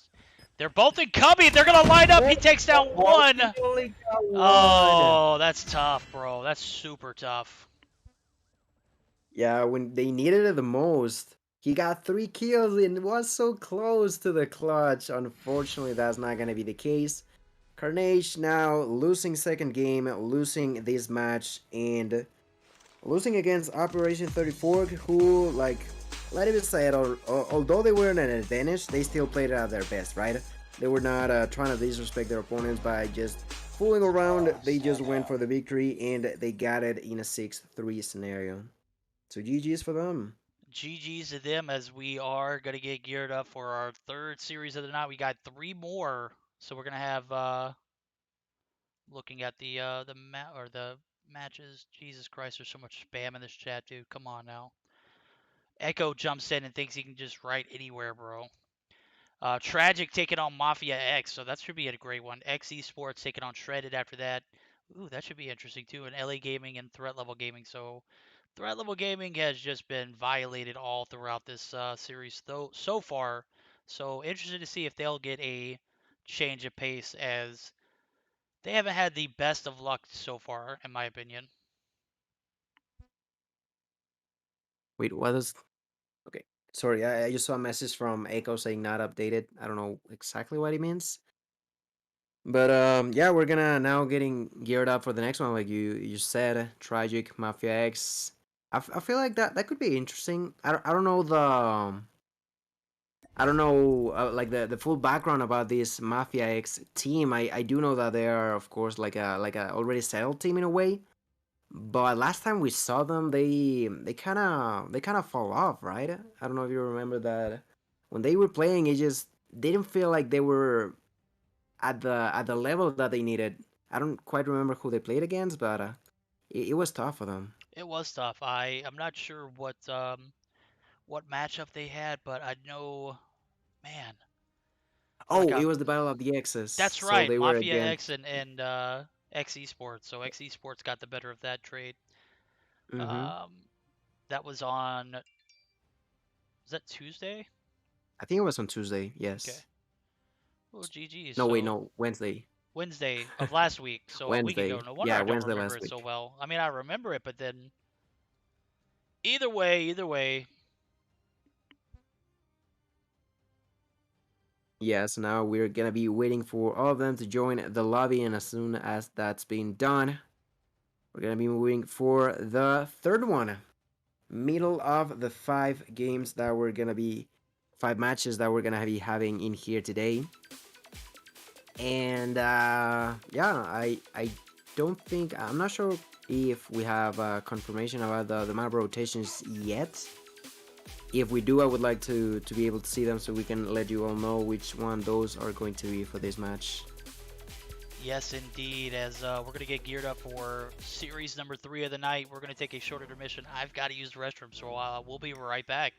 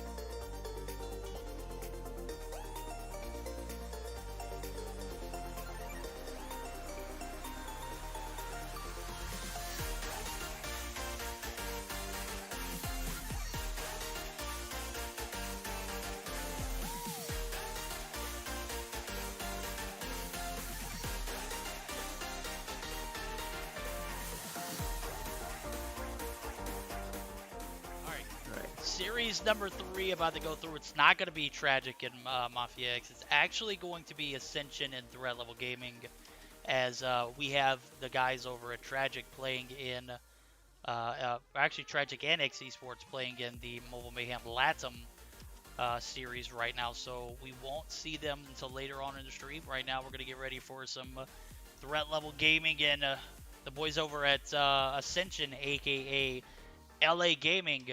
We'll be able to jump in the VCs of Ascension as they have given us consent. I don't even see the guys over at Echo. I know you're pinging me in another chat, but dude, I don't check back and forth in between games, dude. So get off my jock.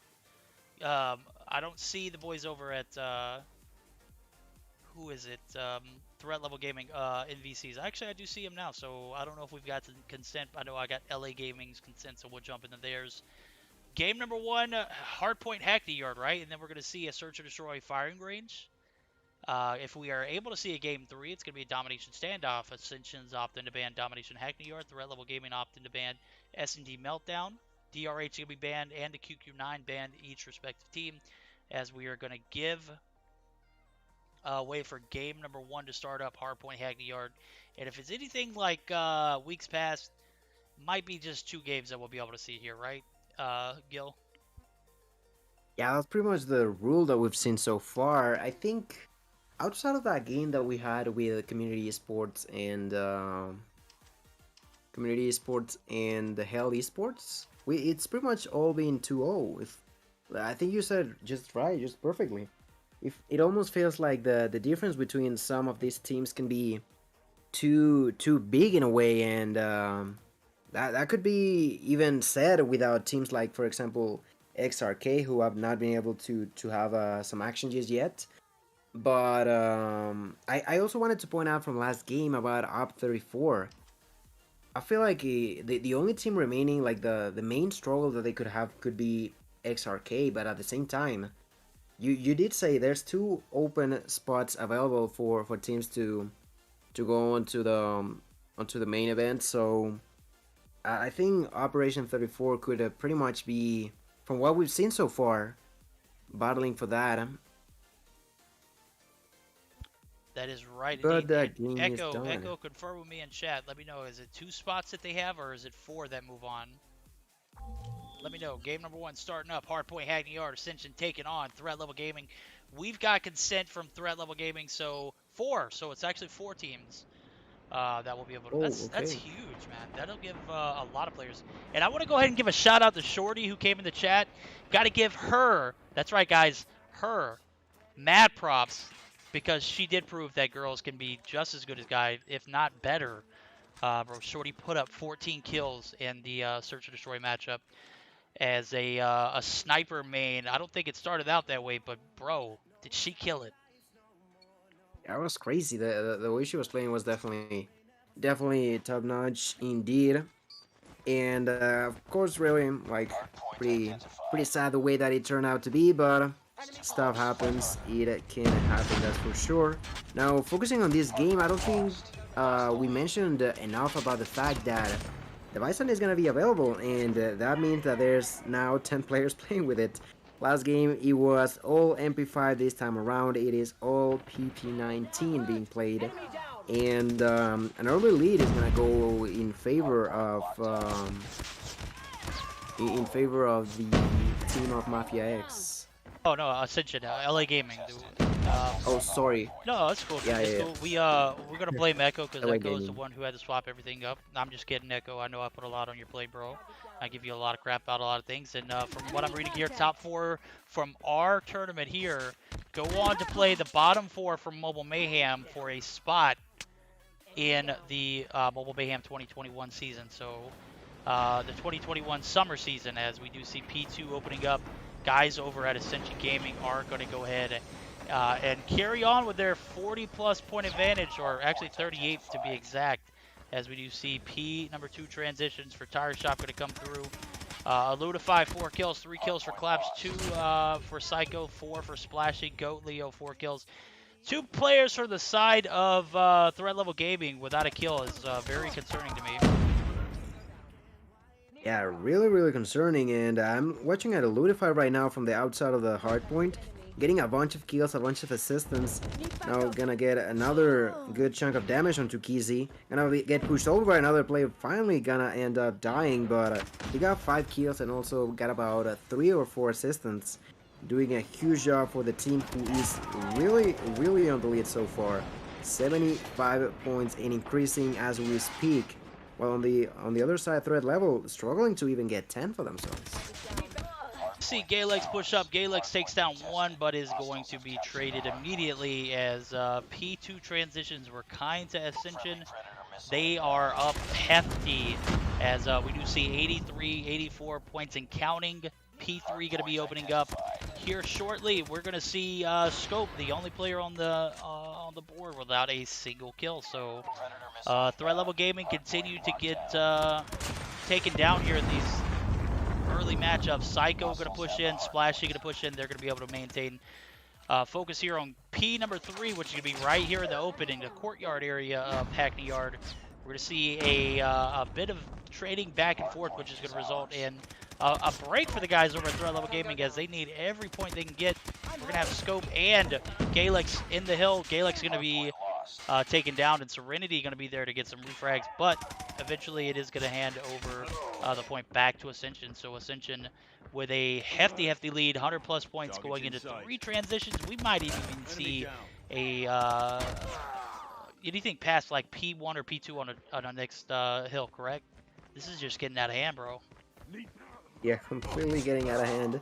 There's one thing getting 100 points lead, but being right off the bat between the 3 points, right? The 3 first points have been enough for the side of the side of players that are getting a bunch of kills, a bunch of dominance. We still have a Scope in the side of third level who just hasn't managed to find a way to get a kill just yet, you know?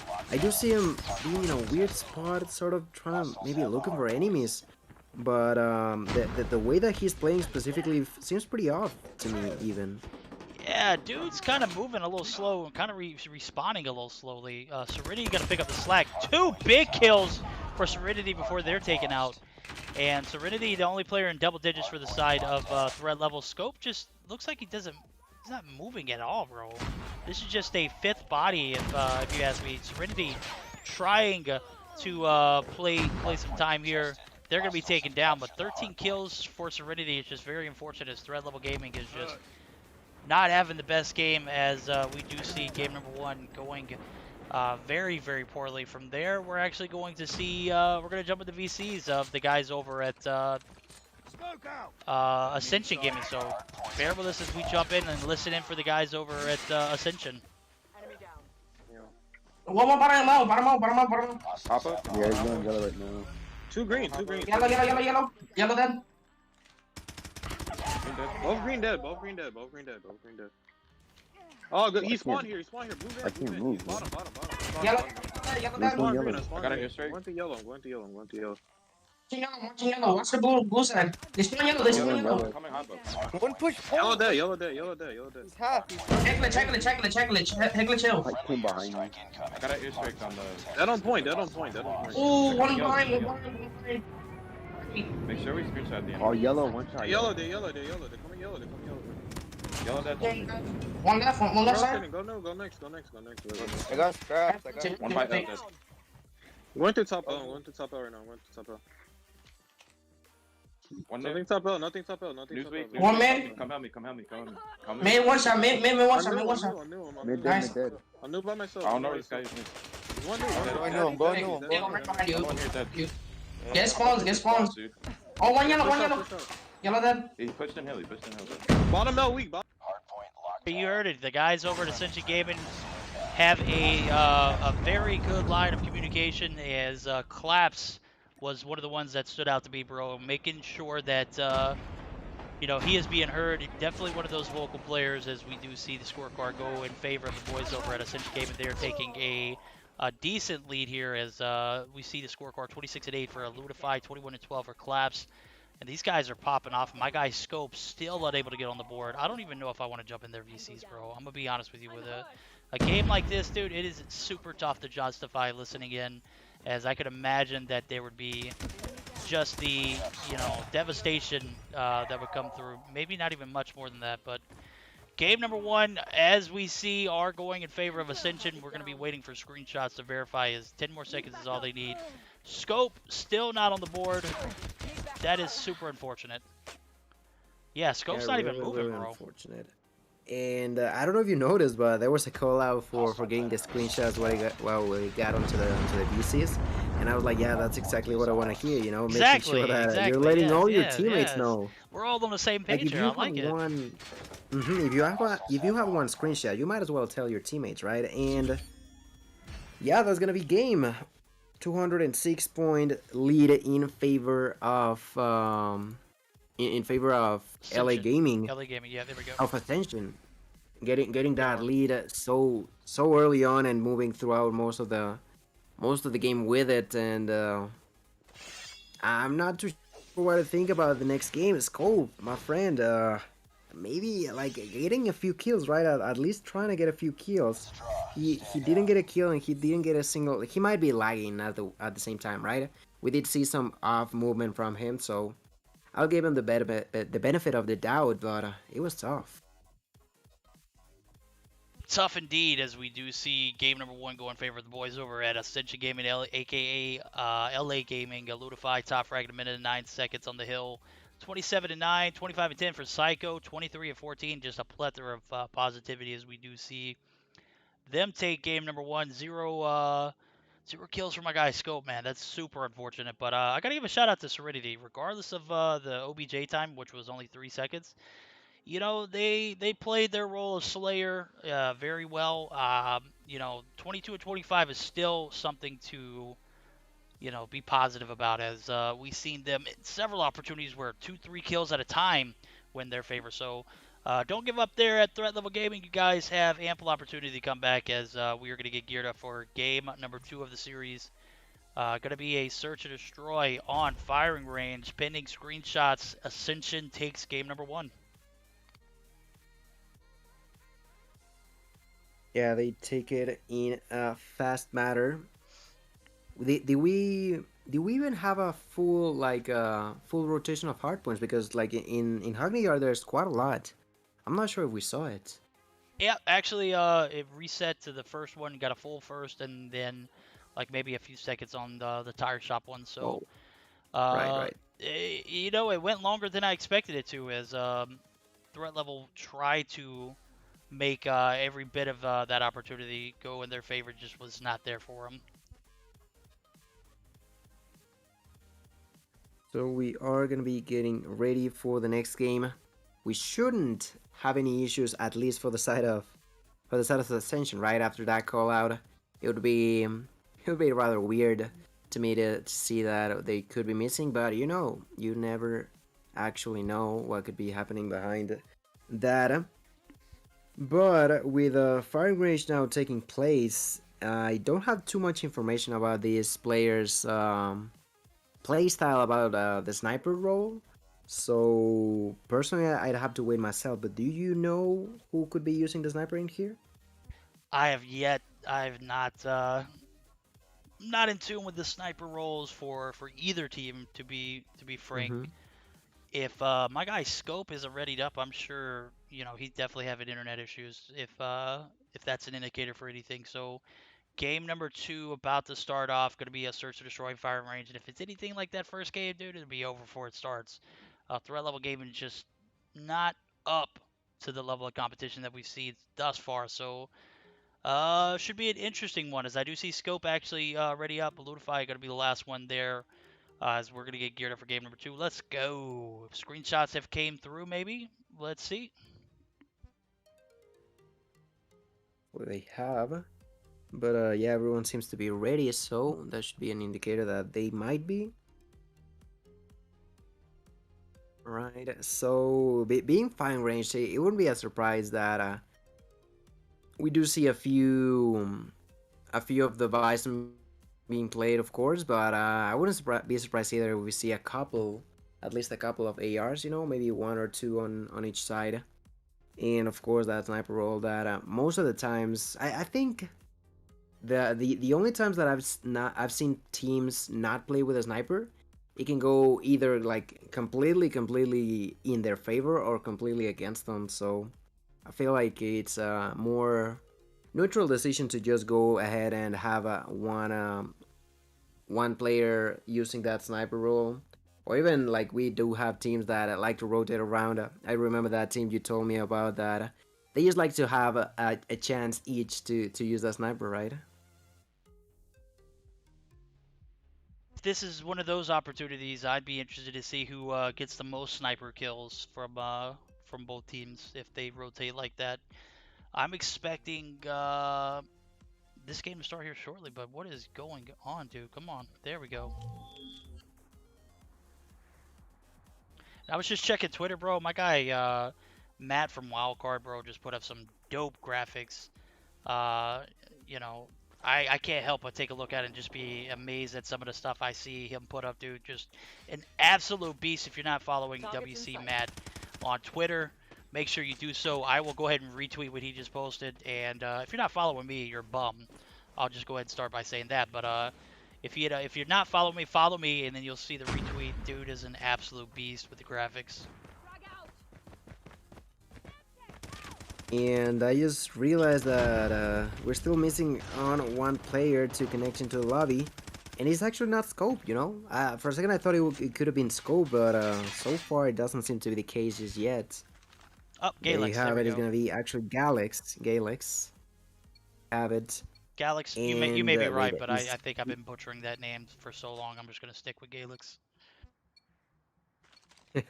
I mean, both seem alright to me, and it's quite weird to me to see that Scope is gonna be the sniper, you know? Giving it someone, maybe he was not lag, maybe he was just not having the game of his life, but either was the case, I feel like would be a reason for you to doubt him using that sniper role. Looking at him, he's gonna be in that cube trying to go towards that tunnel. He might be thinking about doing it. They are trying to be passive while defending these bombs. The bomb has already been planted, so that's less than 40 seconds for threat level gaming to try to contest this. But the way that both are playing, it's actually gonna end up benefiting the side of Ascension, as like the bomb is still in place. They already got 3 kills now. Quick 3 kills for the one by Psycho. He gets the double piece and clutches this round. I didn't like the way that threat level approached that situation.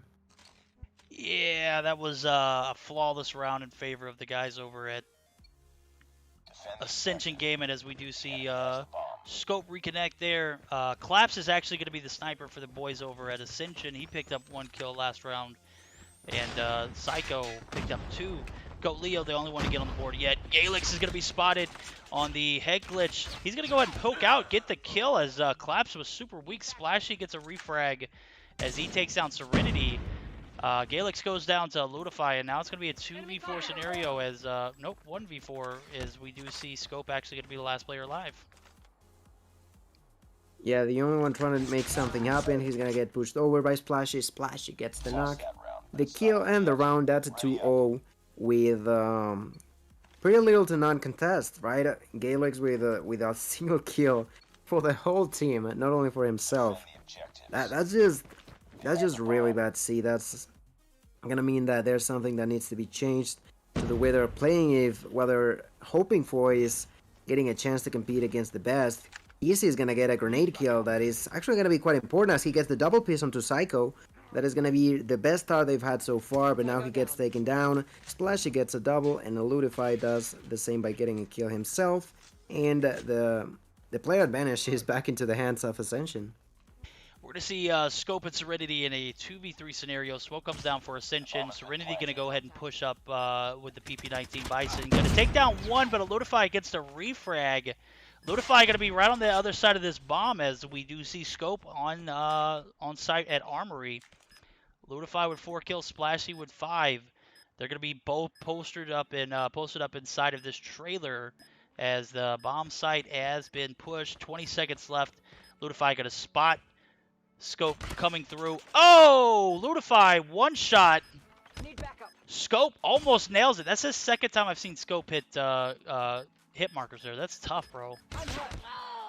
That is really tough. That could have been crucial to him to be a little bit closer to defusing that bomb. but the hit marker is just not enough. He is gonna even getting taken down at the end, trying to go through that A long side of the bomb, and that's 3 rounds in a row where that last round, like they said, it was a little bit better for threat level, but overall the way that Ascension is playing is just undoubtedly better than their opponent so far. We're gonna see Psycho getting a kill for himself, Psycho defending that side. And with the trophy system even getting some defense for himself. Leo gonna get a kill as well. There's not much to comment in here. I feel like the way that threat level is playing feels unorganized even. I see players coming from different sides at the same time, but not in a good way, you know, different sides at the same time. Like it's not even that it's gonna bring any sort of advantage to them.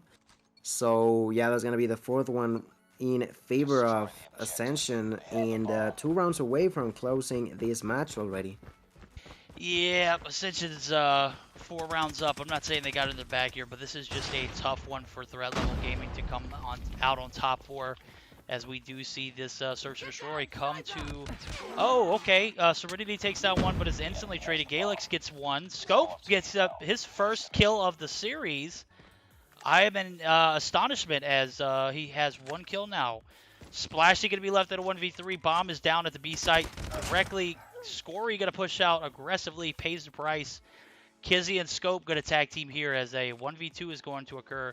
Kizzy doesn't know where Splashy is. Spots him there. Gets lasered. Oh my. Splashy OP possibly as he picks up his 9th kill. Might be able to 1v3 this on his own as Scope makes his way towards the container side of the map, and he's just going to be playing a little bit of unorthodox gameplay. You know, after seeing your teammate and Kizzy go down, you got to have, you know, a little bit of game sense to know where the player's at, right? Or maybe their callouts weren't there. Smoke's going to go down, and Dude's going to go for the ninja defuse. Okay. Oh, I see you. Bold. he's gonna do it. Oh my God, Scope! Wow, You bold bastard! That is crazy. That's crazy. All right, we gotta bring it to him, right? He was able to properly confuse the enemy, and unfortunately, he was not able to prevent the plant from taking place. But he was able to properly defuse it. So that is at least gonna be 1 round already in favor of threat level. Pretty impressive to see. I was already giving up on that, but Splashy is so close to the clutch, and then losing the side of the bomb ends up losing the round at the end. And now that they've switched sides, it's gonna be heavily in favor of threat level. They have a 4v2 in their favor. They have planted the bomb, 40 seconds on the clock. Leo and Psycho are the only one remaining for Ascension. And I don't know if they can win this round, but if they do, like if they have a better attacking strategy, maybe they could contest this game. I'm not too sure just yet. They did have a good round in here, leaving only Leo alive. Leo trying to do something, but thanks to the comms, Kizzy goes up into the kill, and that is going to be now a 2-4, and yet another round for threat level. They definitely played better in the attacking side, at least on the first round. You know what? I'm going to go ahead and credit this second round in favor of threat level gaming to my guy Scope. Scope has taken the, you know, the momentum from this Ascension team as he takes out another. Bro, is just big. Oh, you got to hit those, man. Yeah. And just like that, we're going to see match point here now is 5-2. I got to give it to Scope, though. He showed a little bit of energy there. Even though he hasn't put on much tonight, I got to give credit where credit's due. That smoke coming through, gets the ninja defuse. That's, you know, that's pretty clutch for him, bro. I got to give him a shout out. Yeah, thinking outside of the box, making sure that the team is not even expecting that. That's the same reason why he was able to do that defusal. He's been able to get a few shots that are quite nice, ultimately having quite a few hit markers as well. But this might come to an end as Kizzy is left alone in a 1v4, gets taken down by Splashy, who had a great game. Over double digits for Splashy, and that's going to be a 6-2 victory. A 2-0 series in favor overall for Ascension. And just like that, match number 3 is gonna be over with, you know? Yes, indeed. Match number 3 has came to an end, and the boys over at Ascension take down Threat Level Gaming in 2. Can't, neglect the fact that Scope got that Ninja Diffuse, though. I got to give a shout out to Scope again. I'm a huge fan of Ninja Diffuse. Has been like a part of the game that you don't really get an opportunity to actually see in COD Mobile as much as you used to see in old console, or like the newer Modern Warfare, Search and Destroy Ninja Diffuses. It's just the graphics aren't as rendered as nicely as it is on console, but anytime you get a situation like that, you got to give it a shout out. So Splashy popping off, going 14-2, 10-4 for my guy. Go Leo, Eludify 5-3. Doesn't matter what the reigner of the crew did. They got the W, 6-2 on the Search and Destroy. They take the series into, as we do see.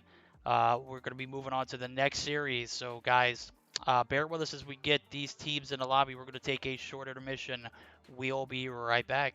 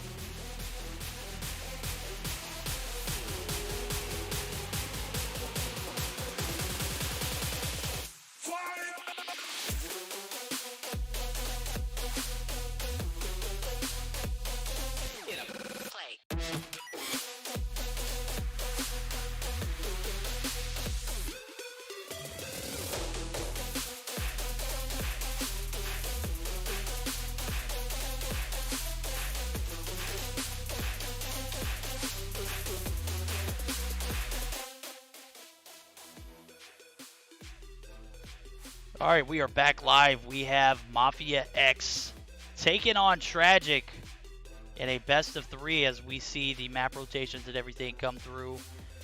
Gil, what do we have on board? Yeah, for the map rotations, it's going to be Hardpoint on Summits, Search and Destroy, Meltdown, and a potential game number 3 that we haven't seen too often of Domination Hognyard. The banned maps are going to be Search and Destroy Tunisia from Tragik and From Mafia X, it is firing range hardpoint. The banned weapons are going to be the Bison and QQ9, pretty standard. Like, I don't think I've seen anything outside of the PP19, QQ9, and DRH being banned in quite a while. Yeah, those are pretty much the three main rotating guns that we'll see players ban. PP19 and the MP5, obviously. You know, when you do that, you close the door for those two to be used. You're going to see a ton of Phoenix. You're going to see a ton of MP7s, Quixers. And you'll see a few players rocking the HVK, and you know, from there it's pretty much you know, all ARs after that. So interested to see what guns these players will see or use, as we do see the PP19 and the QQ9 banned in this matchup. Tragik taking on Mafia X in a best of 3. This is going to be a decent matchup in my opinion, as we're going to get geared up for game number 1. Hardpoint summon predictions. We've got Tragik's permissions to join VC, so we will be able to join theirs. Waiting for Mafia X's consent. Mafia given permission too, so we'll have both teams VC able to jump in.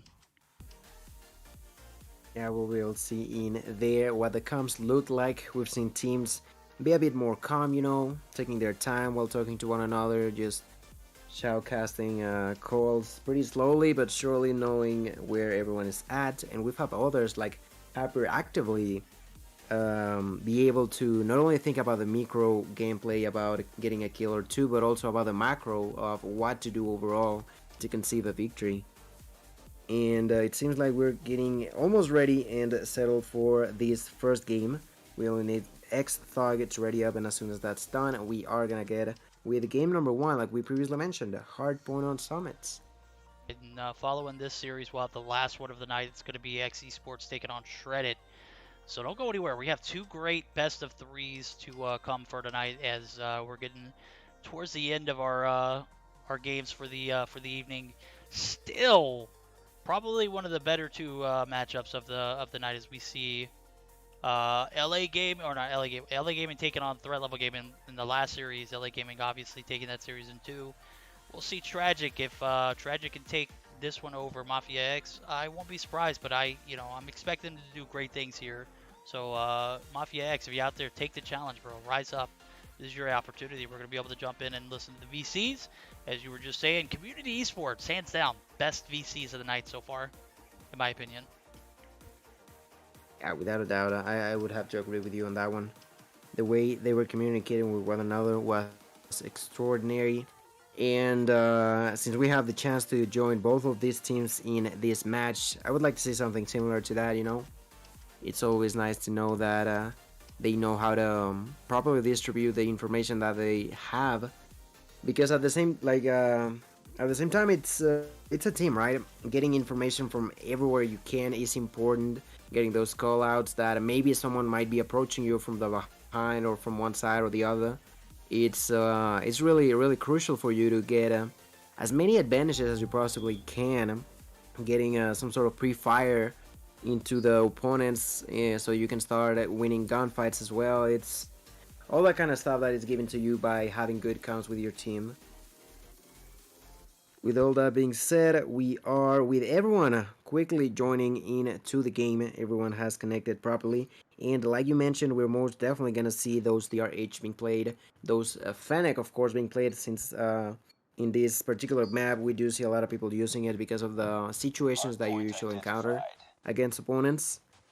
And yeah, that's most definitely what we're gonna see in here, and also quite a few QXR, and also even a Ross being played by foreign, you know. Yeah, I was just checking that out. The AUS. I was just checking that out. I was noticing some Phoenix, as Enemy contact. Hermes is rocking the Fennec, the DRH for XrK, Shinji rocking the Fennec as well. So the Russ is an interesting one. I'd see it a lot in, well, I don't see it as much, but I saw it a few times in the Mobile Mayhem EU scene.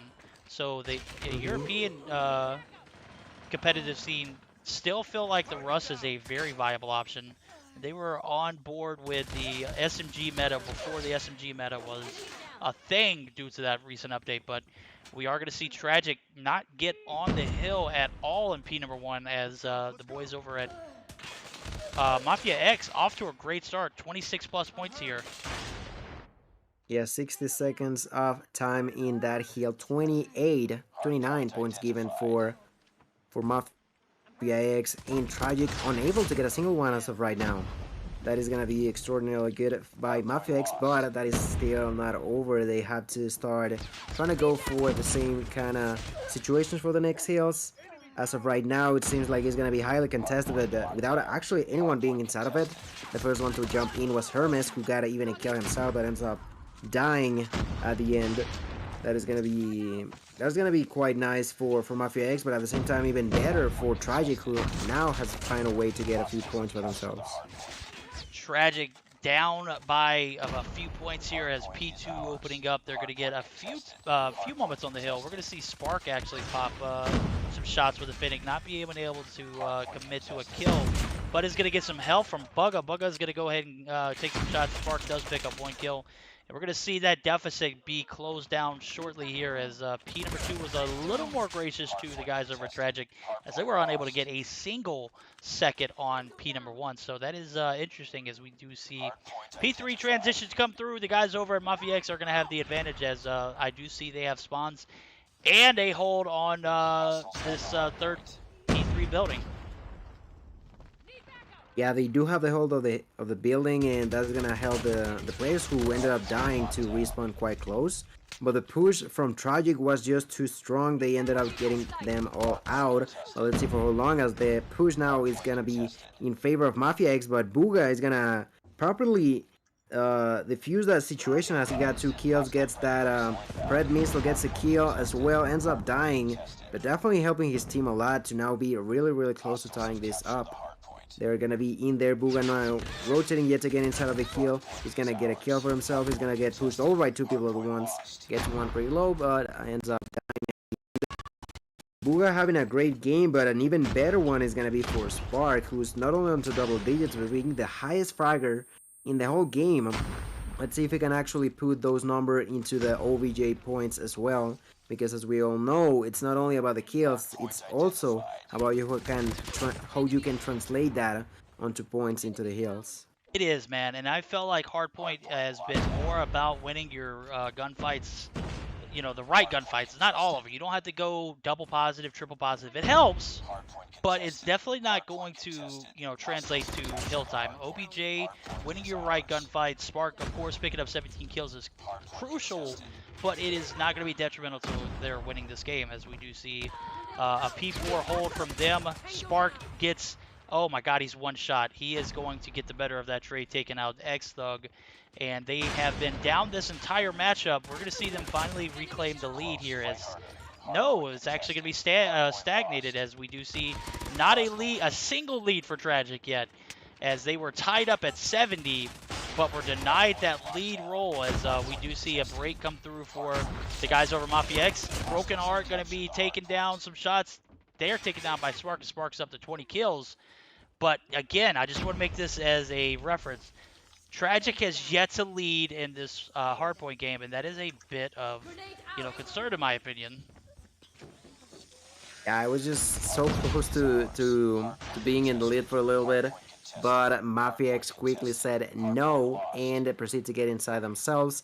As we are back into P1, it's gonna be yet again in favor of Mafia X. It's only been a few seconds, but it almost feels like the way that they play this first hill can allow them to be inside of it or just have it contested, but as of until right now, gonna be a second in the favor of the enemies. But Mafia X definitely has a really good understanding of how to approach this area that can be so problematic for a lot of teams. For the first time, we're gonna see Tragik actually being able to capitalize on those kills and get inside themselves. But that lead is still a little bit in favor of Mafia X. Pretty close game overall, but I feel like if it continues to be the same way that both teams are playing, it could ultimately be in favor of Mafia X. Of course, Tragik has to figure out a way to not only close the gap, but be a bit more in the lead for themselves. As at the end of that last hard point, they were close, but still not being able to be in the lead. CP2 opening up. There you go. Tragik gonna have an early advantage here as they finally regain or take a lead for the first time. That's actually going to lead us to joining the VCs of the boys over at Mafia X. We are going to jump into their VCs first, and then we'll give Tragik a chance to sound off. Two more, one more. Who's out there? Yo, top. Nice, Top. Nice, one more. Top. Two, three on point. They're shooting point. Bro, come Nice. on. I got two. I'm turning right now. Rotate, start rotating. Spawn here. You gotta point Yeah. Hostile lead. Hostiles have the hard point. Let's go. Two. Hermes, you with me? He's on heady. I don't got a smoke. No, it's fine. Green. He's on site. Hours. There's two more. Nice. I spawned out. We spawned out. They're all right side. Gotta regroup. Hard point contested. Just wait for us, wait for the push. Nice. Now push. Start floating. Anita. Hey, Smoke the front. Smoke the entrance. Nice. Put trophies. I got one. Nice, good shit. Flank. Watch your flank. Hey, he's coming mid. I got the back covered. Good shit. Guys, spawn down. Nice. One more, enter. 3, forklift. Push in. Nice, one more forklift, 2 more forklift. Got to give it to my guys over at Mafia X as they extend their lead to 30 almost here as P3 transitions have been graceful to them. We're going to see Broken Heart push in and get taken out. And this is going to give the guys over at Tragik the opportunity to sound off as we've just got the chance to listen in on Mafia X. Hard point contested. Hostiles have Voy the yo hard también. Salí en verde yo.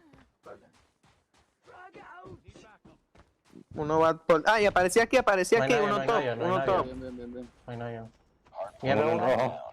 hard point. Nieve, entró. Ah, pues nieve. No, nieve 3. Pero ¿y por qué que se sale, loco? Queda uno lateral, uno one shot. Muerte dos, venga. No, vagón, lateral. Nieve tocado, Kevin. No, Te va nieve. Hay otro más, Kevin, otro más nieve. Muerto. Bro. Vagón. No, por arriba. Otro más, vagón. ¿Dónde, loco? Arriba. Ah, es que no lo ven, no sé dónde está. Uno. Nieve. Rojo. Muerte nieve, vayan a eso. Entró. No, otro más. No, vamos nieve. Tocado, Kevin, Yo estoy en lento, ¿dónde está el teléfono? Bueno, al fondo. Ganen su gunfight, No, abajo. I'll let you sound off on that, bro, because those guys absolutely continuous comms, great comms. Is that it sounded like they were consistent, but I did not understand a word they said. Yeah, they were pretty similar to the one from Mafia X, just getting the callouts out. Of course, since they are on the back foot, there was that sense of a little bit of concern, a little bit of stress. Of course, you never want to be on the back foot. And from what they were saying, they were like, once again, similar to those comms that we saw from the other team earlier. The fact that there was one player yet again being the one calming one another, you can be stressed out even more when you're in a losing situation as they are right now. And it's always important to have someone to cool you down, to focus on yet again onto what's going on. I also did notice that sometimes they were not 100% sure of where the call out they were making was specifically meaning for the enemy's location. So that's something that I found quite interesting, and yeah, that's all I got from those comms. I give it to Mafia X. Mafia X had clear strategy. They, when I was listening into their comms, it was more along the lines of, they knew what they wanted to do, they knew where they wanted to be positioned at, and they wanted to capitalize on, the takeover there. They were able to focus on their movements, everything was pretty much on point for Mafia X. So Tragik down by 50 plus points going into this P2 transition. 30 seconds left on this hill as we do see a break come through for Tragik as they need pretty much every bit of these points and a smooth transition to P3 in order to stay in this thing. The good news is the guys over at Mafia X won't be able to get a W here from this second hill. Rather, set themselves up properly from P3. So P3 is going to have to be flawless for Tragik in order to maintain any kind of furtherment in this first hardpoint matchup. And I think we should talk about the amount of kills that Mafia X has gotten for themselves. Nearly everyone with over 30 kills, even Xbox with 43 kills for himself. They're doing an amazing job at winning each and at least, maybe not each, but most of their gunfights as of right now. They're going to be starting the rotations, but are going to get caught in the way by Tragik. But overall, like I previously said, the gunfights are just going a lot more in favor of Mafia X, and that's the exact same reason why they are so in the lead by 60 points. They are now going to get the kills on everyone from Tragik. They're going to get inside. They're going to get the points they need in game number 1 in favor of Mafia X, and really expected in a way if you look at the amount of kills they were getting.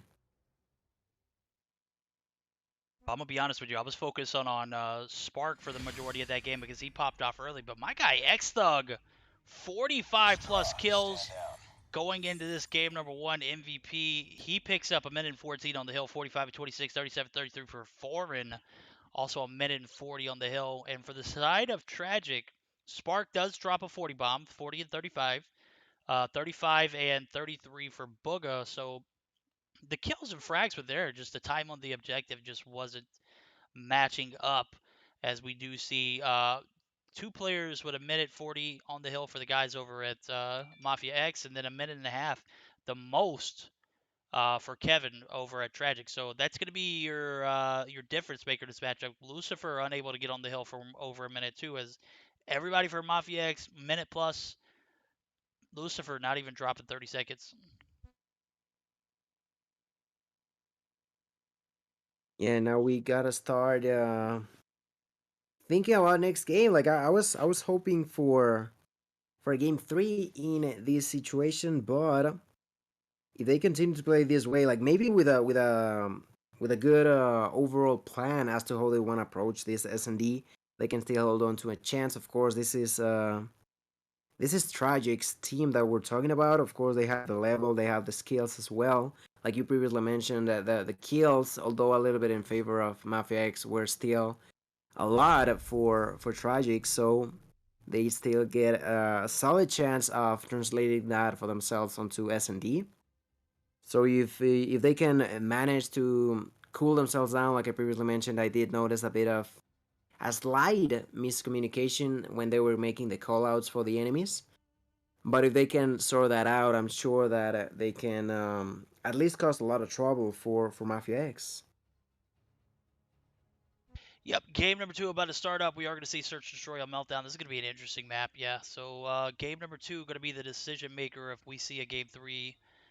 Meltdown is one of those maps that I have not really been fond of, but has grown on me recently as Search or Destroy has its way of doing justice for a map like, Meltdown. You can't play it on Domination. It's not even an option in Hardpoint. So this being the only viable way of playing Meltdown, I will accept it, I guess, now. So game number 2, we do see one player from Mafia X bounce out of the lobby. They might be reconnecting. So we'll see here as they are going to get ready for this Search or Destroy to start up. But we will see, said the blind man. I was expecting Tragik to take this series in 2, to be honest with you. So seeing Mafia X come out swinging hard was definitely a Echo. You're a day late and dollar short, bro. Don't even message me in GC.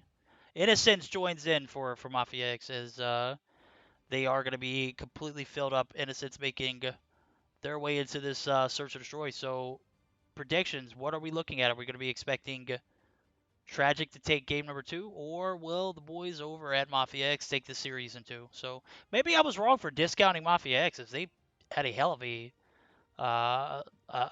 great lead in that matchup. They won a majority of their gunfights, but definitely could have gone either way. Yeah, it could have gone either way, but like you mentioned, I also thought that maybe Mafia X was gonna be in a bit of a uncomfortable situation, but they have shown us that they have still a lot to prove on themselves, and they are doing it so far. Like that game number 1 was definitely a game that they were able to fight evenly for most of it, but on the later stages of it, on the end game of that first match, it was really nice to see how they were playing. That's for sure. And there seems that we're getting some info about some screenshot situation. Should be fun now, as screenshot situation should not be something we have to discuss every single matchup, so maybe they'll get their act together. I'm hoping so, as we are going to get geared up for game number 2. Hopefully, imagine losing a map and then your team not getting all your screenshots, and then the other team also missing screenshots. That'd have been an easy dub, bro. That'll just tell you how heavily implicated or heavily like focused that screenshots need to be. I don't care what the situation is, how bad you lose, how bad you win, or how big you win, or if you just downright sucked. My guy Scope dropped 0 kills earlier in a Hardboy game. I don't know if he got a screenshot, but dude, get your screenshot in. No excuses, bro. No excuses. Yeah, no excuses, and even more so since if you think about it, you can take that screenshot right off the bat, right?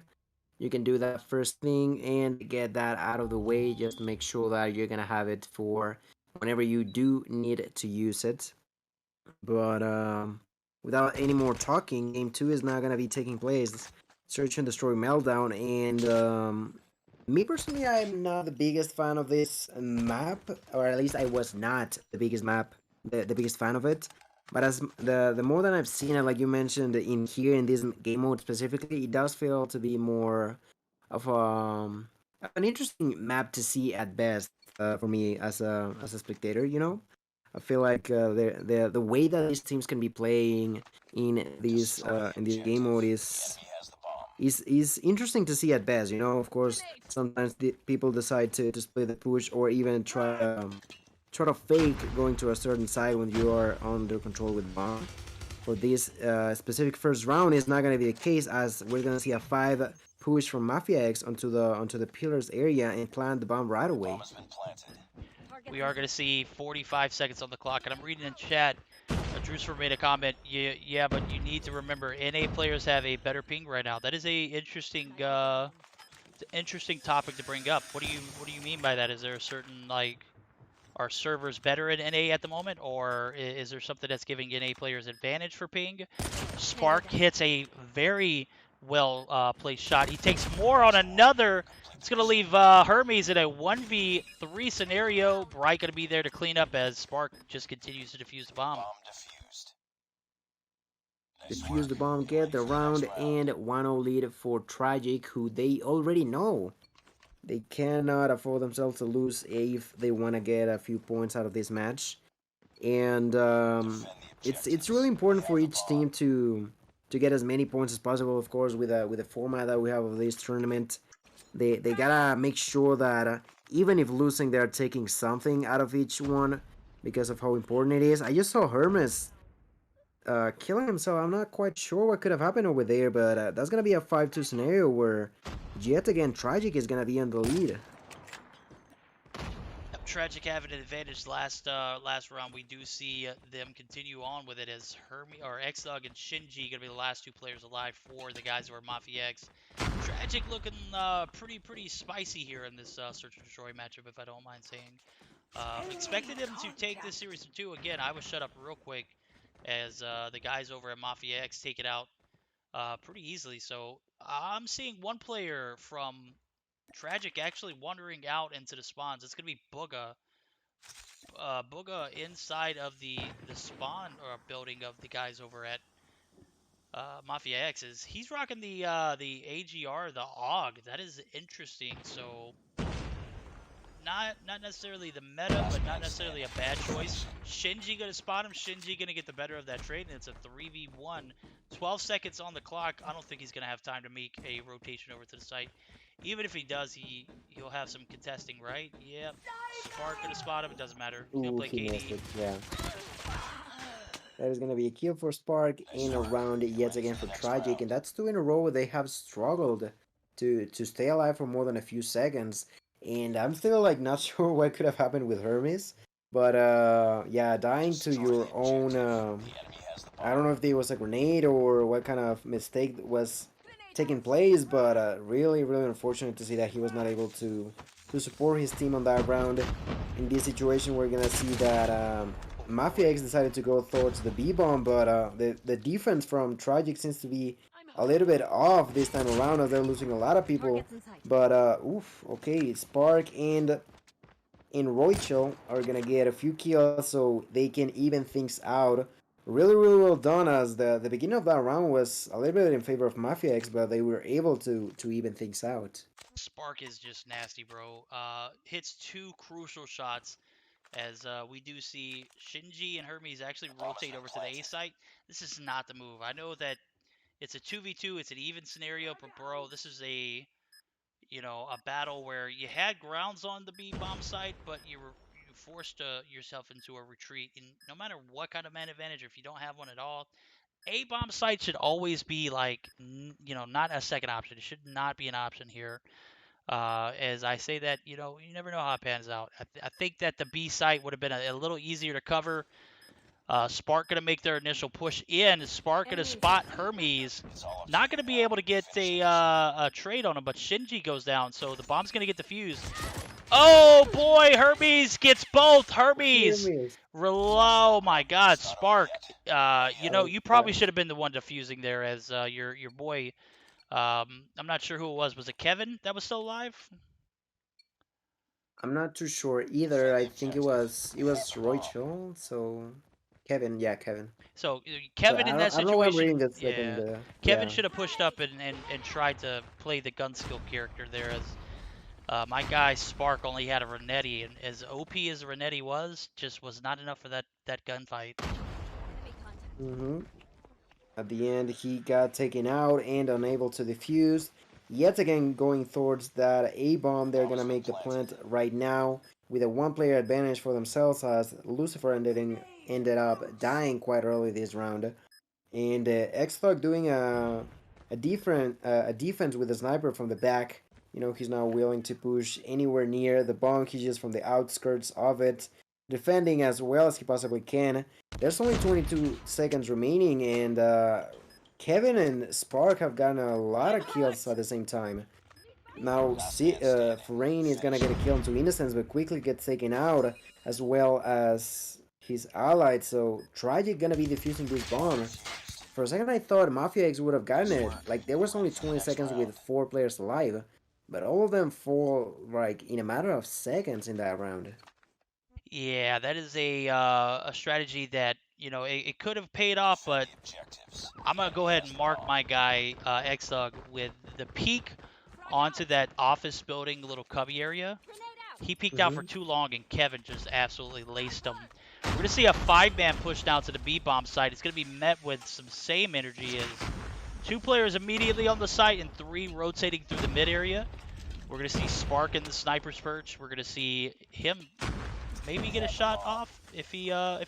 Bugga. Oh my, XrK gets the better of that trade, as I was expecting Spark to hit some shots there, but I don't even think he had a chance to even ADS. My guy XrK was just beaming him. 3v3 is now going to ensue as Mafia X going to be rotating back towards the A site. This is the things that I question, bro. These are the reasons why, I don't know. I'm not gonna continue to dwell on it, but like the rotation over to the A site is probably not the best move in my opinion. Yeah, I do agree with you on that one, but it seems that they definitely like to do it, as they've done it like in multiple situations. gonna be Forain planting the bomb. Hermes and XrK trying to go for the defense, but Hermes gets taken out by Kevin. So that's gonna be the losing player that was the one with the most kills out of those three, you know. Now XrK with the sniper trying to go for defense, and not a proper one in my opinion. You know, it's leaving that bomb sort of on his own. Forain is gonna get a kill onto Kevin. That's gonna be huge, as XrK from the back gonna get a kill onto Bright as well, leaving Lucifer on a 1v2, but Lucifer gets first kill onto XrK. He's not gonna get pushed over by Forain. He runs out of bullet, tries to go for the pistol kill, but that's not in time. That player from Mafia X is gonna be able to clutch the round at the end, and that was Forain, right?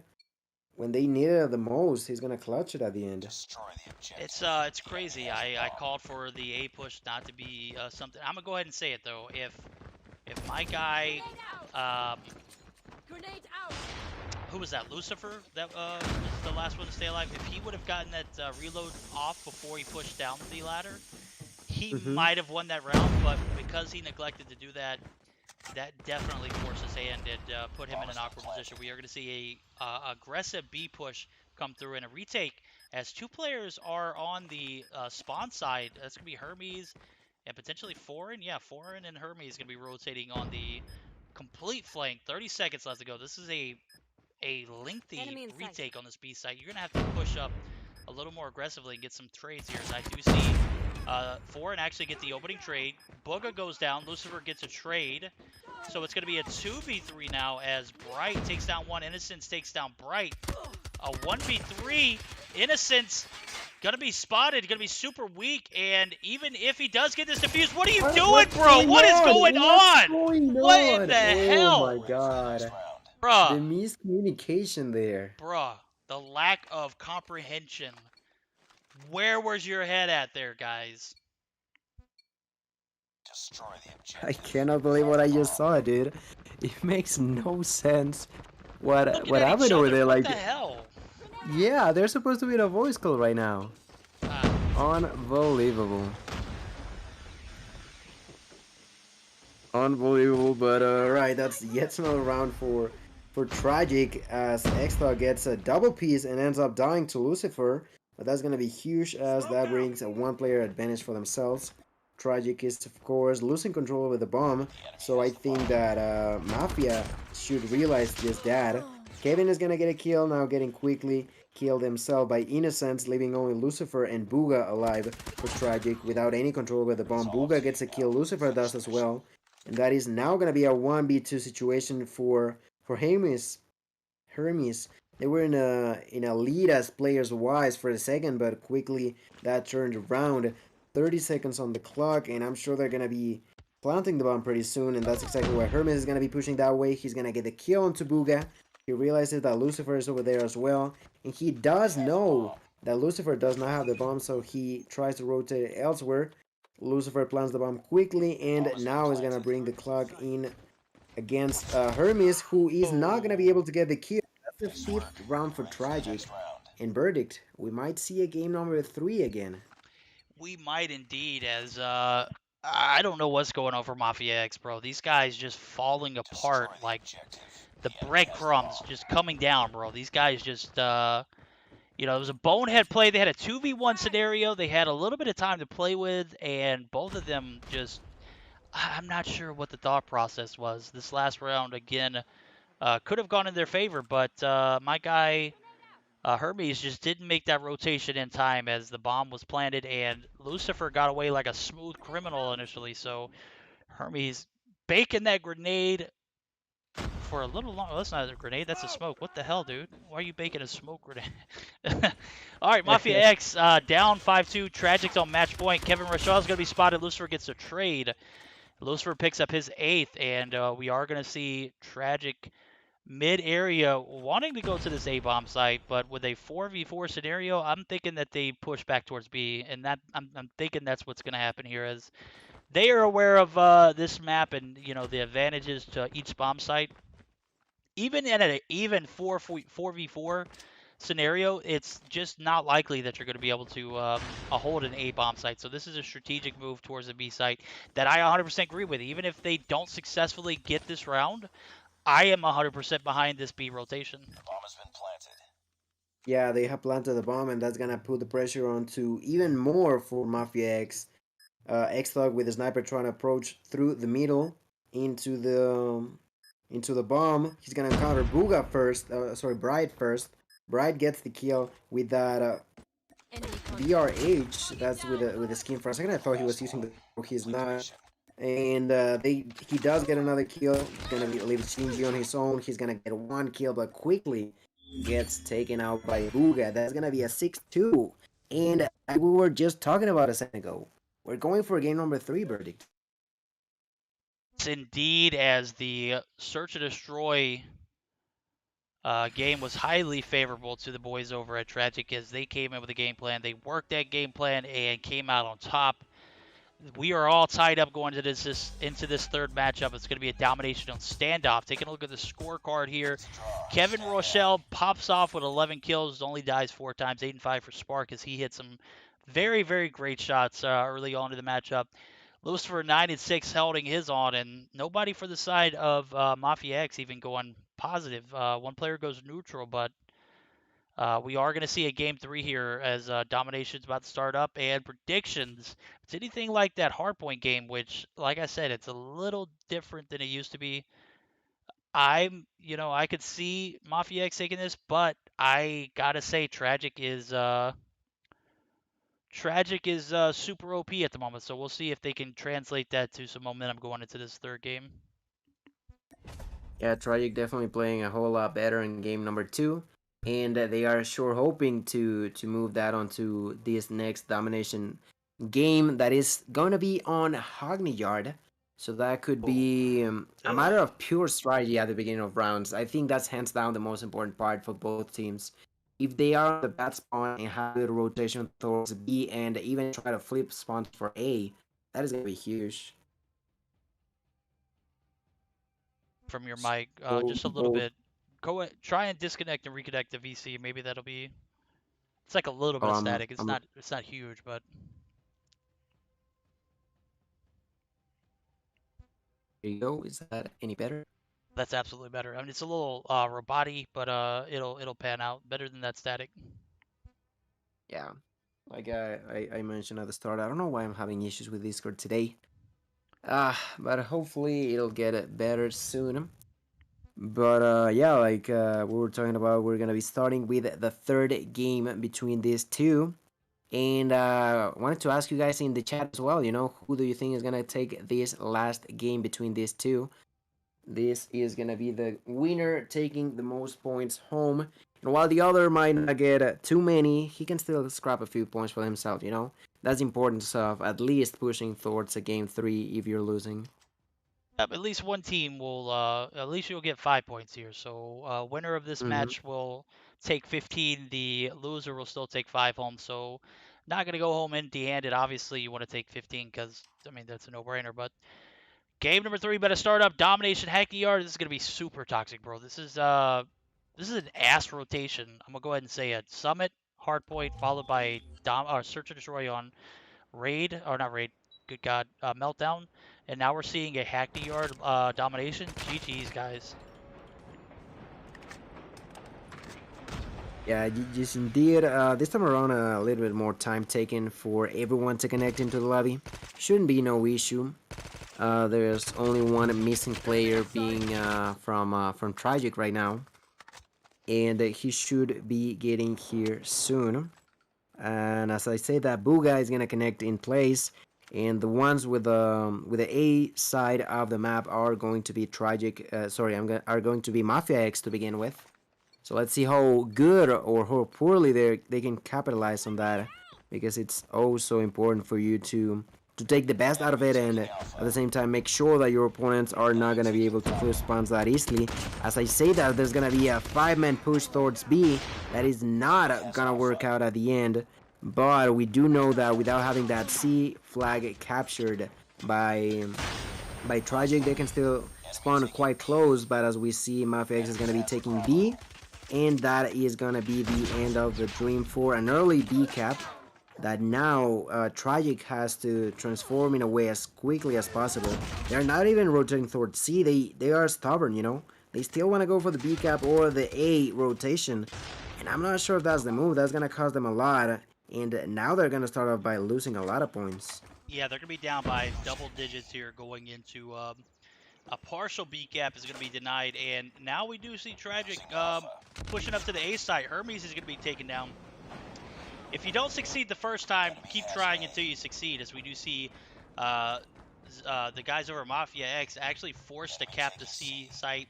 It's going to relieve a little bit of pressure on B, and we'll see if Tragik's able to capitalize here, as we do see an A cap come through. And nobody wants C site, right? Nobody wants the C dom site. It's complete, like, that site, the spawns are just terrible. And now Tragik is going to go ahead and prove, if you don't succeed the first time, just keep trying until you do, as we do see C get capped by Mafia X and A and B in their possession. Yeah, and that's gonna be really problematic for Mafia X. They had an early lead, but as they have lost control over A, they're still gonna be able to maintain that lead for a little while, but they gotta make sure that they have under control at least that A flag, so they can translate that onto B cap. Because if they do not do it as soon as possible, that's gonna be tragic with a potential lead in their favor. And as they spawn on the bad one, that could be problematic for Mafia X. I've seen in multiple situations where teams try to go for this sort of plays like Tragik did, and just go for it over and over again and ultimately play against yourself. Ultimately, it was not the case for Tragik, but if Mafia X decides to try something like that next round, that's always that risk of you just getting more into the deep hole that you might have digged into yourself for round one. We saw Operation 34 try that, where I did Sunday night against 11D, and boy, they bodied the hell out of 11D. Now, we saw that same strategy try to go against Tribe, dude. Tribe shut that shit down, dude. It just did not come through favorable for them. Tribe, no strangers to the unique strategies. These guys, Operation 34, super OP, but Tribe, on the other hand, that's just a different breed. As we do see the guys over at Tragik with a better A defense, as two players are going to be staying in spawn. That's going to relieve some pressure on the B site, but we don't see any traction on the B site either. So Tragik playing very patient in this first half, and it's paying off. Yeah, it definitely is, as they are now into the lead and increasing their advantage so far. Spark, once again, is going to be having a really great game. Not necessarily outstanding, but definitely doing his job by defending that B cap with that Fennec. Spark playing with this Fennec has been doing a really solid job. He's even contesting a sort of a long fight. I don't know if I would have taken that fight with a Fennec specifically, but he was fearless enough to contest and ultimately died, unfortunately. He is now going to be in the middle of the map getting that kill onto Shinji. He gets taken out, but takes off some pressure out of that flag. That ultimately is going to start to be taken by Mafia X. They're trying to do it, Innocence and I think that was Shinji are trying to get B. They're going to get also close to getting it, but that's not going to be happening just yet. We're going to see the A flip come through possibly. If Hermes is able to win his gunfight here, it's not. And you know what we're going to do at the beginning of this next half? We're going to be actually jumping into the VCs of the guys over at Mafia X, and I'm going to see how their comms sound for whenever they make this A push, because you know it's going to come through, right? Yeah, it's most likely going to be the case as we come to an end on round one. That sounds like a really good plan. I do wanna go there as well. Let's do it. We're going to be joining in with Mafia X, second half of this domination game. GG. GG. Go. Yo, watch top PC. No one top PC. No one top ladder. P1. I got it, just watch it. Just watch B. Hold it. One shot. We're coming. 3. P3. Mid dead. P1, one shot. One more P1. Can't hear you. Top AC, I got contact. Top AC dead. More. One more Top AC, dead. Top AC. Top ladder. Top ladder. Top L. Top L still. Top There's L. top missing, there's top Huge. missing. Good talk, bro. He pushed cubby. Top L. Big dead. Yo, Shit. push. Should we just start capping No. feet or do we push A? Hold up, wait. You got. All right, we heard it there, guys. The question of the day: do we start cap in A, or do we go for C? This is where that moment of doubt comes through. So we're gonna hear in from Tragik and see how they defend this A site, as the C site might be forced onto the hands of Mafia X. Enemy taking Charlie. Abajo, Lleva tu pelo, lleva tu Enemy. pelo. Enemy has Buena, Muerto, buena, muerto. buenísima, ya Lo ganamos. deja, vamos, Bien, vamos. bien. No puchen C. Devuélvanse. Top L, top L1. Top L. Voy a verle. Tengo dos aquí atrás, tengo dos, tengo uno acá. Tengo, ayuda. No, en camión amarillo. Van a dos. Hay uno en B, la promocioné. Baná, loco, baná. Muerto B. En A ha tocado, Bray, uno solo. Muerto. Vamos a, Vayan a, yo estoy en B. losing Alpha. Voy B. Vayan Van por ahí, van por L, van por L. Van.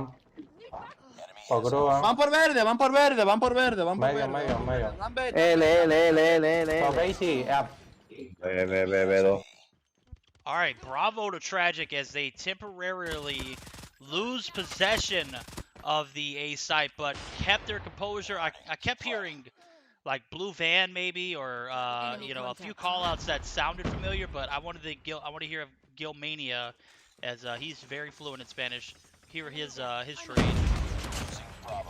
Yeah, mainly they were just talking about how they were gonna approach B. Actually, that's the main topic. And the second they got it, it was just pure happiness that I could notice in their voices, as they were saying that they were able to capture that, and the game was pretty much in their bag, as they were still under possession of A. Once they got those two, and they, I don't know if you, like, I'm sure most of you realized that they ended up losing A for a few seconds, but thanks to the good comms, they were able to realize where the enemies were at. They retake A, and that pretty much settled the deal, as they were pretty sure that they were gonna take this game. Got a pretty good hold on A and B. They've been the most consistent so far, as they were very patient in that first half. I give it to them. That's a difference maker in my opinion. I feel like, the fact that they didn't give up on that A site ultimately resulted in them having an advantage going into the second half. And you can see it here. They are coasting by on that second half lead here, about 40 points difference. It was only 30 going into the second half, so first half was definitely crucial for them to gain, as we do see the final seconds starting to dwindle down. Even if a double cap comes through for the guys over in Mafia X, it's not going to make a difference. The boys over at Tragik has secured the dub off of one cap, so a triple cap would have to come through for Mafia X, but I just don't see that happen, as they are not even making transitions to a second one. Yeah, I think even with a triple cap, there's only 40 seconds on the clock. That is just GG already. Tragik is gonna be able to get the last remaining points they need. And with that being said, take the victory over this match overall. Mafia X was able to capture B, but they were never able to rotate towards A to potentially settle that deal. Tragik made that defense quite nicely. Were able to get A and B for long enough that they're gonna end up winning this game. An extraordinary job by Tragik, getting the early lead on the bad spawn, and when they were on the good one, they just continue with that dominance.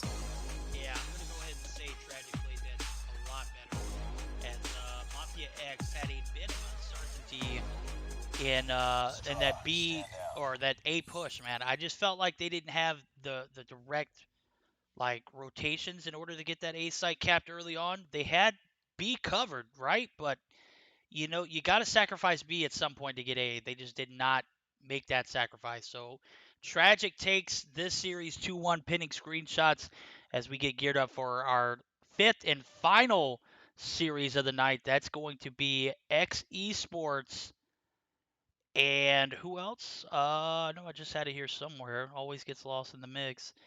XrK and Mafia, or and Shreddit, sorry. Here we go. Yeah, that's gonna be the final one of the day. We take a look at the scorecard here. Tragik winning it 30 and 15 for Spark, 18 and 19 for Bright, 26 and 16 for Lucifer. They clutch it up here. We're going to take a short break as we're going to get geared up for the fifth and final series. We'll be right back.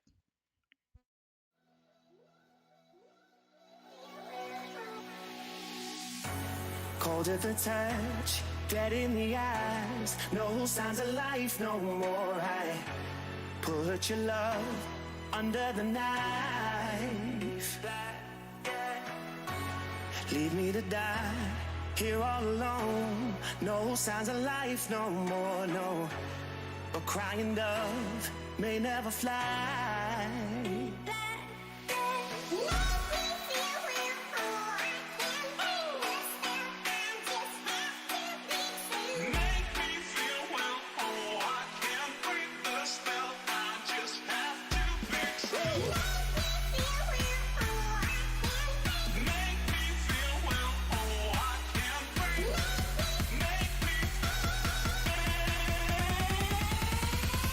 It's black and white.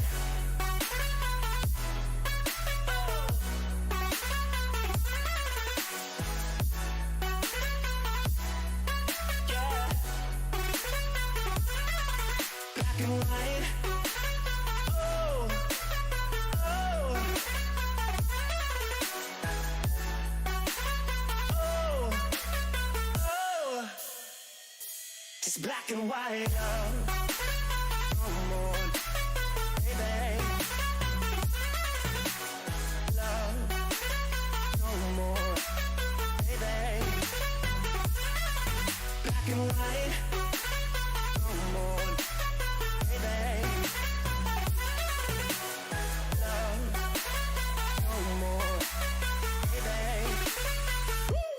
Black and white, just let me go. It's only right for all I know. It's only matter. It's calico. It's black and white. White, white, white. Just let me go. It's only right for all I know. It's only matter. It's calico. It's black and white. White, white, white.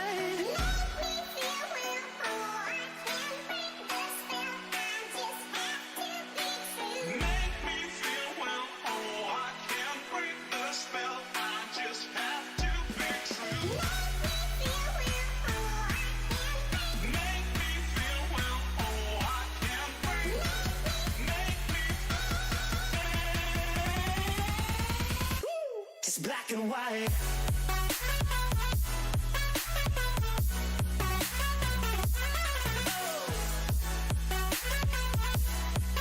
Yeah. Black and white. Oh, oh. Oh, oh. It's black and white.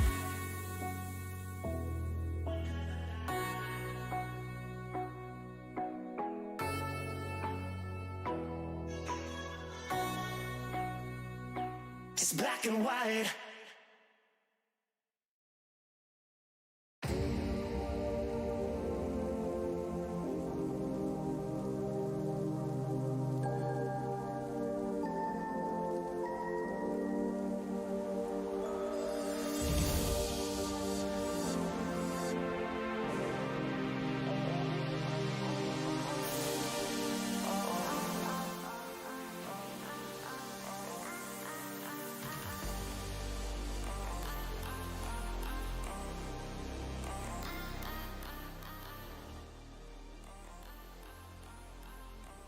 XrK also did not do gun bans in time, so they do not have any gun bans.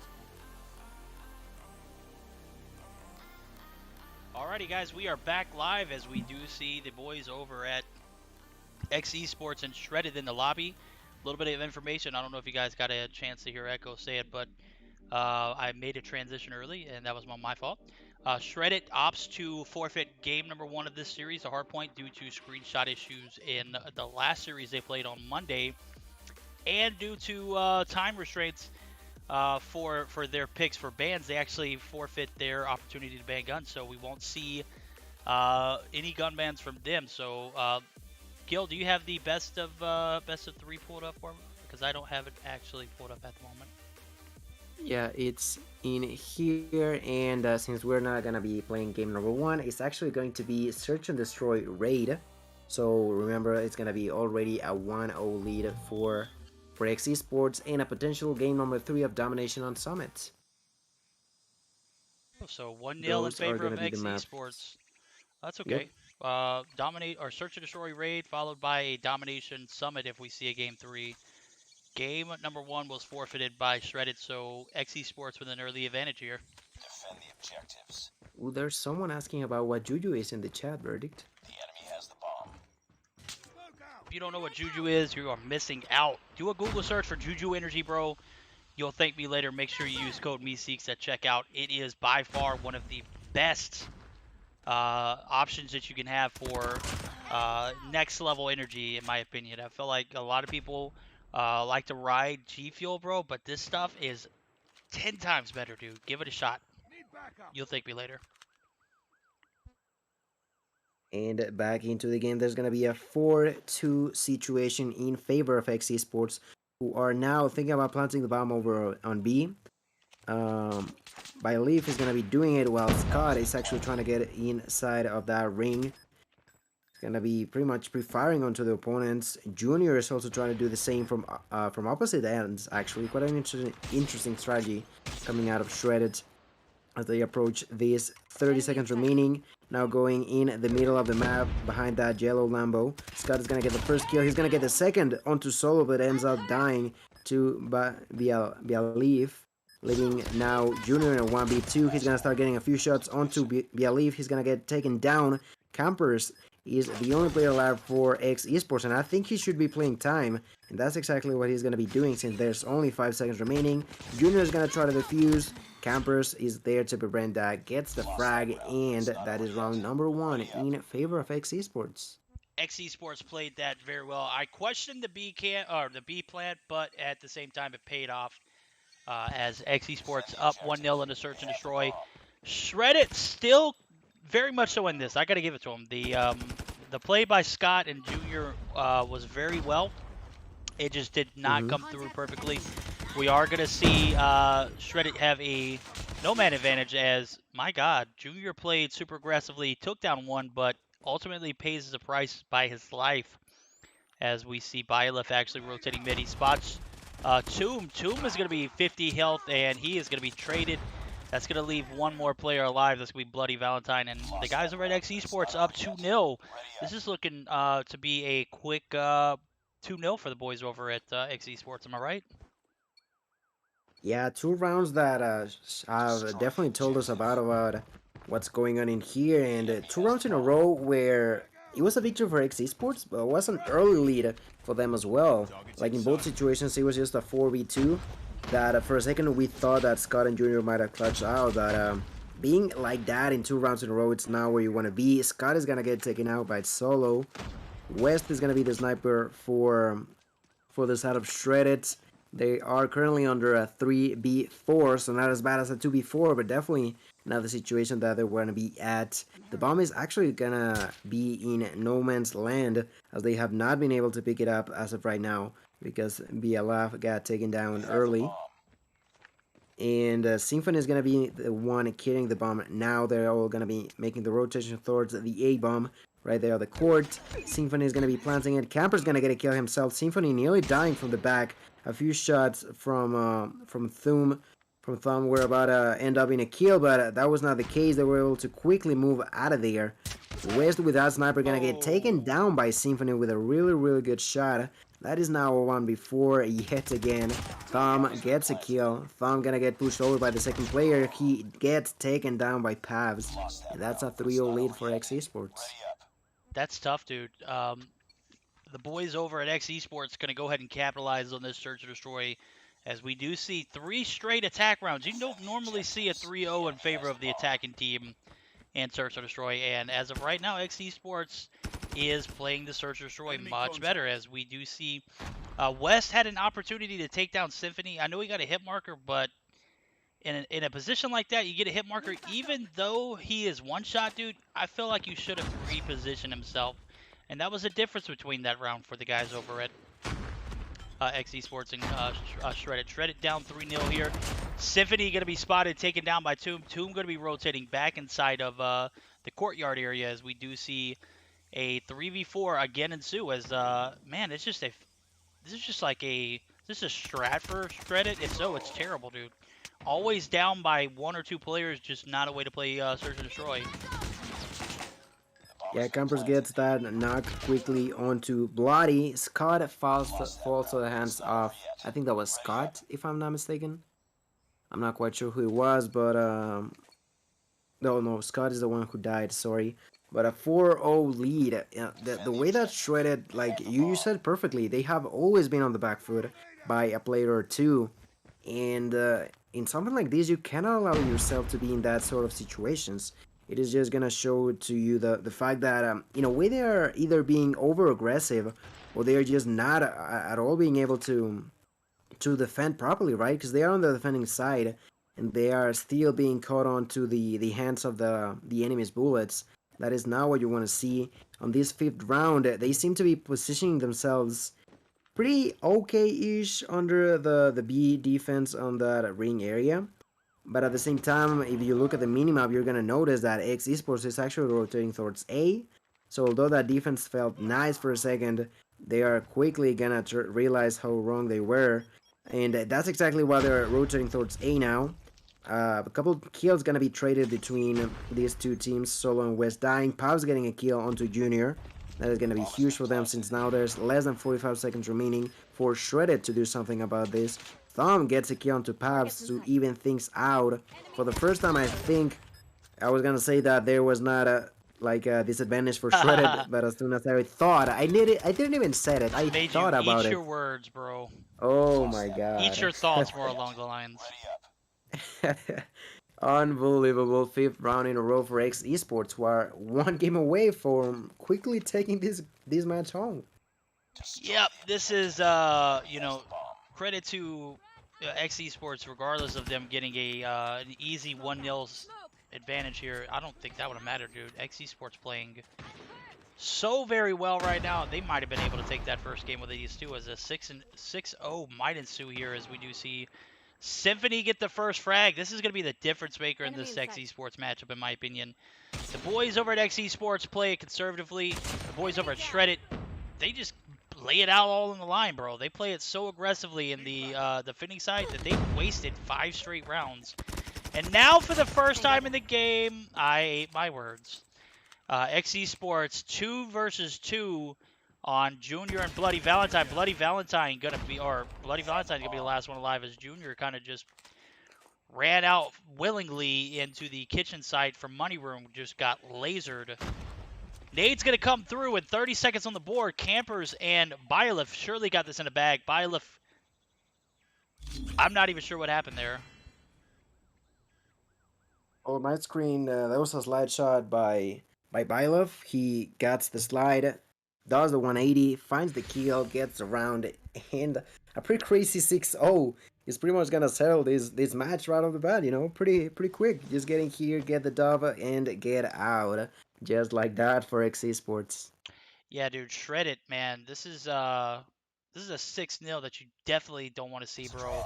As you got beat by the boys over at Operation 34 Monday pretty badly. Now this is a second day in a row where you take 2 L's. One, that you could have probably avoided it, and this one that I don't know if you could have avoided it if you even tried to. So 6-0 in favor of XeSports.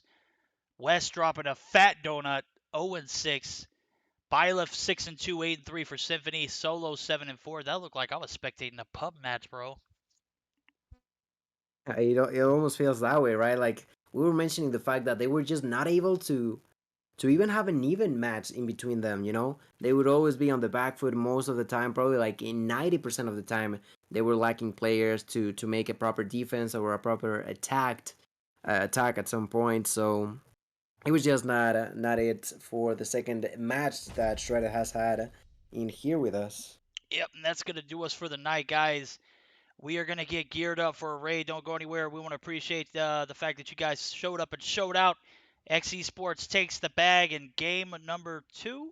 Number 1, it doesn't matter. Any rate, we're going to go ahead and get geared up, and we'll see you guys back next week. Join me tomorrow, Mobile Mayhem 2021 spring season coming to an end. We got the semifinals on the line. Gamani, I'm going to leave you with the last thoughts, my guy. Yeah, first of all, like make sure you don't miss on the semifinals. There's gonna be huge, but like the 4 teams are gonna be with a lot on the line, and that's exactly what's gonna bring the most fun in there to see them play. And for today's, like he said, that's gonna be it. As always, thank you all so much for watching. I do enjoy being in here, and I hope you guys enjoy us being in here with you as well.